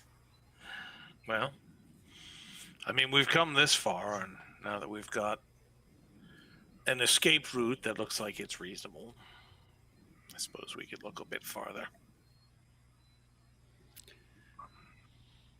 All right. Well, we're not raining anymore, so hopefully the move across will be a little easier. So imagine kind of a montage as everybody kind of gets up, you put out the campfire. We see Aldrich, of course, is knows that the dining area has been clear because he's been checking on it as he's walked back and forth between that. I'm just imagining Sten's not helping. I'm imagining it's Aldrich and Ostrich that have now flipped the table to its side, kind of worked the table up the staircase. And what did we do with the body, out of curiosity? Multiple bodies, right at the Well, table. the one well, dead the guy was skeletons. bleeding. I'm Yeah. talking about Captain. fresh Captain, I have no armor left. Yeah, I probably would have. Whenever I took the armor off, I probably would have pulled him out of our way, so we're not tripping over him going up the stairs. So I probably pulled him into the dining hall. Okay. All right. So his body is there. Basila does an excellent job supervising. At one point, she goes, "Yeah, lift with your legs, Okay, not Ben. your back. You got this." So we get to the top of the ravine area. We're able to. It takes a good bit of effort. You finally figure out that really your best bet is to get the table vertical, and then you're going to have to just. You can only hold it for so long, and then you're just going to have to hope it catches, right? And you get it about maybe at 40 degrees down, and then just the weight's too much, the leverage is too much, and it just drops, slips from your hand, and slams to the other side. You do now have a bridge that crosses over. Yes. Whew. Right then. Good job. Aldrich's not one to doubt his handiwork, so he will march on forward. Okay. Nice. So Aldrich, Undeterred. in the light of day, bright and early, we're going to say it's about 7 o'clock in the morning. Aldrich realizes that it is his to do. So you go about halfway across, and confident, but you take your time. Luckily, it's not too windy. As if it's Star Wars, there's no railings on this span that spans this. You're looking down to make sure your footing is right. You're looking ahead of you as you go. You look down, you look ahead of as you go, move forward. You look down, you look ahead of you, and you see him. And I need a dodge roll. Oh no, him! Who him? Him who? Oh gosh. It's agility. Oh no. Oh no. Oh no. Remember you're human and resourceful and have a ton of willpower. Yeah. Yeah. It's too late for that. Yeah, we always remember that. I'll push it though. Oh dear. And that's the wrong one. All right, so let's go ahead and take a damage. Oh no. So the stone hits you in the head Oof. and hits you in the side of the head. You fall back. You're able to fall to your butt. You're able to grab the sides of the table. So go ahead and take 2 damage to your strength. Okay. Actually, you've got armor. Yes, okay. So let's use that new gear. So under combat, Yes. roll your leather. Combat. Okay. Leather armor. Roll it. So all right, you will take the 2 damage. The stone Ooh. hits from where everybody else is at the on your side, right? Aldrich's he's a big man. So all you see is him falling back. Oh. He falls back, falls onto his butt. He grabs the sides of this table so he does not fall either way. You then see the same thing that Aldrich saw. You see a man standing. The way the lighting is, you can just see his form, but you can also tell that he's starting to the sling again. So he's immediately started to spin the sling, and you hear the words, "None of this is your business. Turn around." I'm gonna put an arrow in this guy. He's made me very unhappy. So One we or two see- would be fine. Yeah. We see Well, an let's start arrow with get- one and see how it goes. Yeah. We see an arrow get knocked. We see you draw the arrow as the camera fades to black, and we end Nice. episode. Drama. I was ready to cast magic. let's run the end credits, and then when we come back, we'll do a quick recap.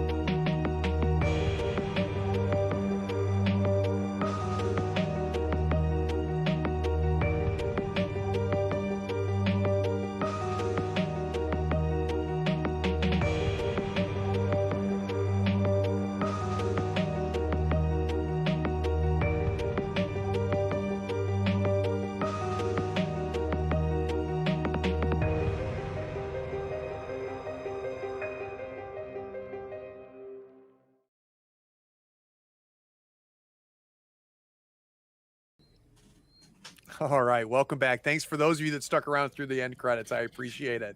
Another phenomenal episode. I can't tell you how much I'm loving the four of you, especially after every episode. I feel like the four of you are clicking more, and more. I want to talk to Fox first. So, Fox, you were present. You were a part of this, but I think that we had you roll the least, though you took some of the most chances. So, with some combat that happened, I'd love to get a feeling, kind of like your perspective on the episode. I really liked. I'm still trying to figure out, because at its core, a lot of role playing games are kind of, those moments are kind of defined by combat, right? Like the things you remember a lot of times are like, well, this cool fight happened, and Vasilla is at her heart not a combat character, so I'm trying to like figure out what and how she's gonna do when we get into these situations. So the fight with the tentacles or whatever, like that moment where she just had, where she's like, I do not know what to do, I thought was a good like point for her, like character building point for her, where she's not really sure why she's here. No, I thought it fit great, and what was it? It was at episode 1 where you saved everybody from a lot of combat because of your skills. Yeah. And now that you've picked up that war cry, I think it ups your currency in these situations. But I got to applaud you, Fox. The freezing was not a meta play, but boy did it fit. And boy did it make sense, especially in light of it being your dark secret. So I thought that was excellent. How about you, Aldrich or Nate?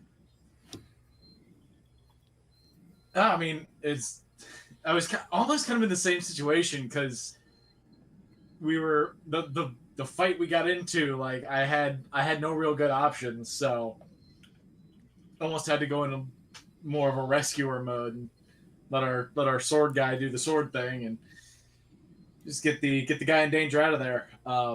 But hopefully next time we'll get to do some more impressive things with my own skill set. So I'm not interested really in what Ostrich has learned. I'd like to know, Aloy, by the end of episode 4 versus the beginning of episode 4, what would have been your big takeaways? What have you as a player picked up on? And it could be mechanical, it could be story, it could be the world, anything. I'd be curious.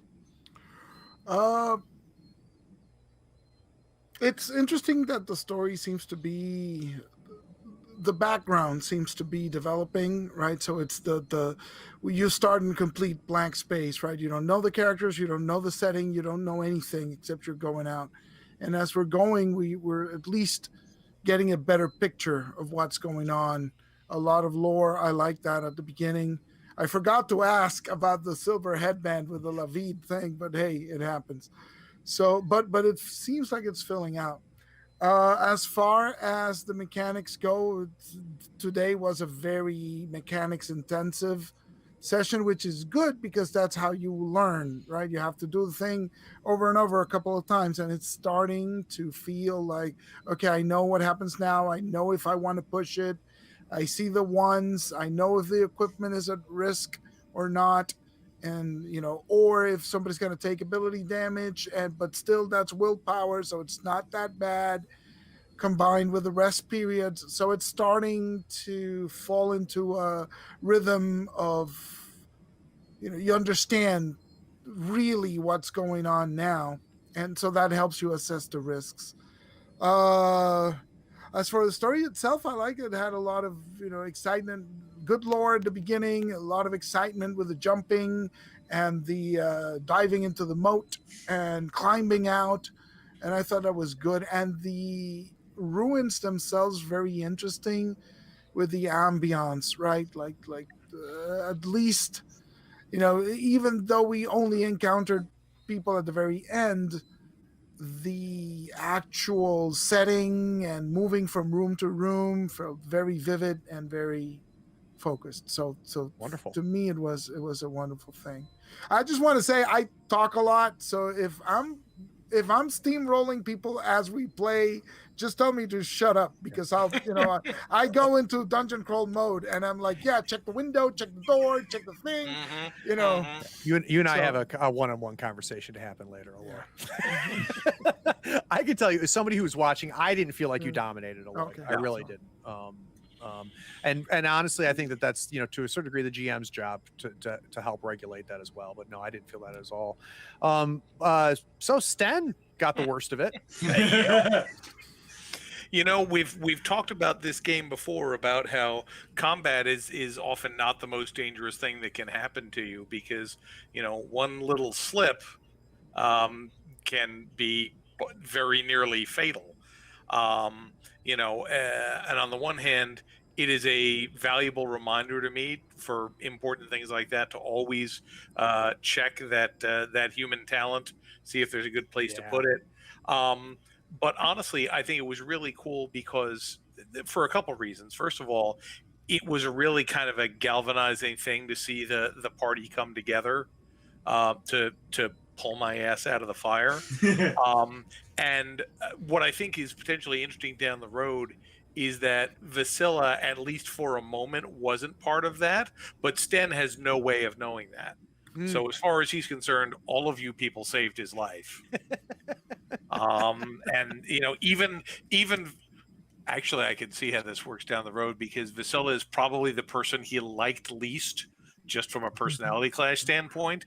And now he's going to start really thinking well of her again, because you saved me, you got me out of that one. And she's like, yeah, I totally did that. How about how quickly you went from full health to broken ribs, thing to how does that feel for you? Well, I mean, honestly, it doesn't feel good from a playing the game standpoint, because I'm in a bad way right now. But honestly, it makes perfect sense. He was a fairly brittle old man. He was using a lot of energy to exert himself to get across the thing anyway, and then he fell and got squished by a tentacle. It makes absolute perfect sense. Yeah, and I kind of like that there's kind of the built-in, for lack of a better word, hard to kill, because once you get broken, you're broken, and all you have to do is not. I think you have a 5% chance on your first roll with a critical of dying. So, and that's kind of nice. But it could have easily been, you lost an arm. So there's a little bit of you're at the mercy of the roll, obviously at that point. But I really have to say that it was kind of neat how it kind of all worked out. Right. It made sense that you followed. It made sense that as soon as you got grappled by this thing, that it would take you out relatively quickly. And the broken rib, I mean, that was random, but it totally fit. Perfect. Yeah. It totally worked. But yeah, no, I had a lot of fun. And I was telling both these guys and gals how excited I was to play this. And I've been dying because we ended up going a little bit longer than we have previously. And I was not disappointed. All right, let's do some experience real quick. Are we ready? Everybody let's do it. out? I've learned so much. And keep in mind, for those of you watching, this uses what I call trigger experience. So basically, I'm going to read off questions, and if it's true, they get an experience point. So, did you participate in the game session? Yup. Yay! Give yourself an experience. Did you travel through at least one hex? This is a hex crawl on the game mat that you had not visited before. The answer is no to that. Nope. Did you discover a new adventure site? We gave you that last time. So this place is no longer new to you. Did you defeat one or more monsters?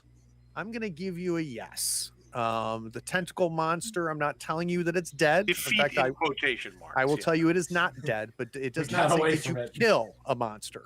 You guys, in my mind, defeated that monster. So I'd like everybody to go ahead and take a XP for that. Cool. Did you find a treasure? We're going to say no to that. Did you build a function for your stronghold? No, we have no strongholds. Did you activate a pride? Nobody had a pride yet. And we've yet to do that, right? As a party, have we activated pride yet? No, not yet. So in a lot of systems, I always tell people to remind them, make sure, like in Star Wars, I tell everybody, you go look at your tree before every session, because it's very easy to forget the talents that you have on your tree. And I think there's two things to always do before you play a session of Forbidden Lands. Check your talents, because they're easy to forget what they do. And two, check your pride, because I think it's easy in the heat of battle and the heat of things to forget what your pride is. I'm not saying that any of you should have used your pride. But it's a wonderful little mechanic in this system. Did you suffer from your dark secret? I know a One of halfling us that did. I did, yeah. So Vasilla, Fox, go ahead and give Vasilla an XP. Did Okay. you risk your life for another PC? There's no Pretty much question about everybody that. who wasn't me did that. Yeah, so I think I actually, I think everybody but that. So that's 3 XPs, one for each of you. Actually, no, Vasilla, I'm not giving it to you. Yeah. Yeah. But you do get it Hesitated. for the chain. Or the Dark Secret, yeah. Yep. So I'm going to give it Yeah. to you for both crossing on the rope, being the first one to cross the rope, and the first one to cross the chain. So you do get a rope. I will give you an XP for that. And Okay. did you perform an extraordinary action of some kind? I mean, it was the best rope on an arrow shot ever seen. Yeah. So I'm going to give it. I'm going to give this twice. I'm going to give one to our hunter for that amazing arrow An amazing shot that led to his almost death. Yeah.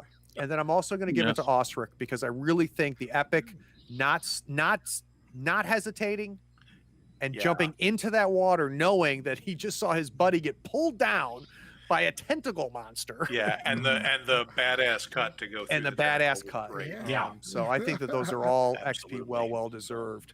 All right. So coming up we've got Sunday. We've got our next Good Scum and the Villainy Star Wars. You can find the schedule on Twitch. I think we're playing at 2:00.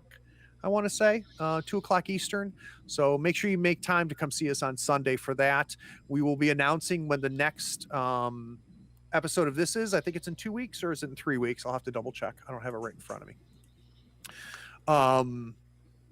And then, of course, the Tabletop Talk podcast. So if you don't listen to we know you watch us. If you haven't listened to us, go to your favorite podcatcher, look for the Tabletop Talk from Third Floor Wars. We interview a lot of creators. Coming up here in the next several weeks, we have an interview released with Eric Brownstrom, who wrote this setting for Forbidden Lands, and it's a really interesting one. Coming up in 2 weeks, a week from Tuesday, is my interview with the Bakers. This is both McGay and Vincent Baker, the people who gave birth through Apocalypse World to an entire industry of indie games with Powered by the Apocalypse. And for those of you that love fantasy, make sure you check, I think it's 2 episodes back, my interview with Robert Schwalb, who created Shadow of the Demon Lord and was also a big part of creating 5e Dungeons and Dragons. Last but not least, we need to do a big thank you to our secret GM. And somehow, Nick, what we're going to have to do is figure out how to pop your video up so people can see at some point here at the end. But the Nick Westbrook was Don't put him the through genius that. behind all of this. It allowed me to just GM. I didn't have to run the stream. So, Nick, we appreciate it, man. Beautiful. Thanks, Nick. For those of you that watched all the way to the end, I appreciate you too. Take care, everybody.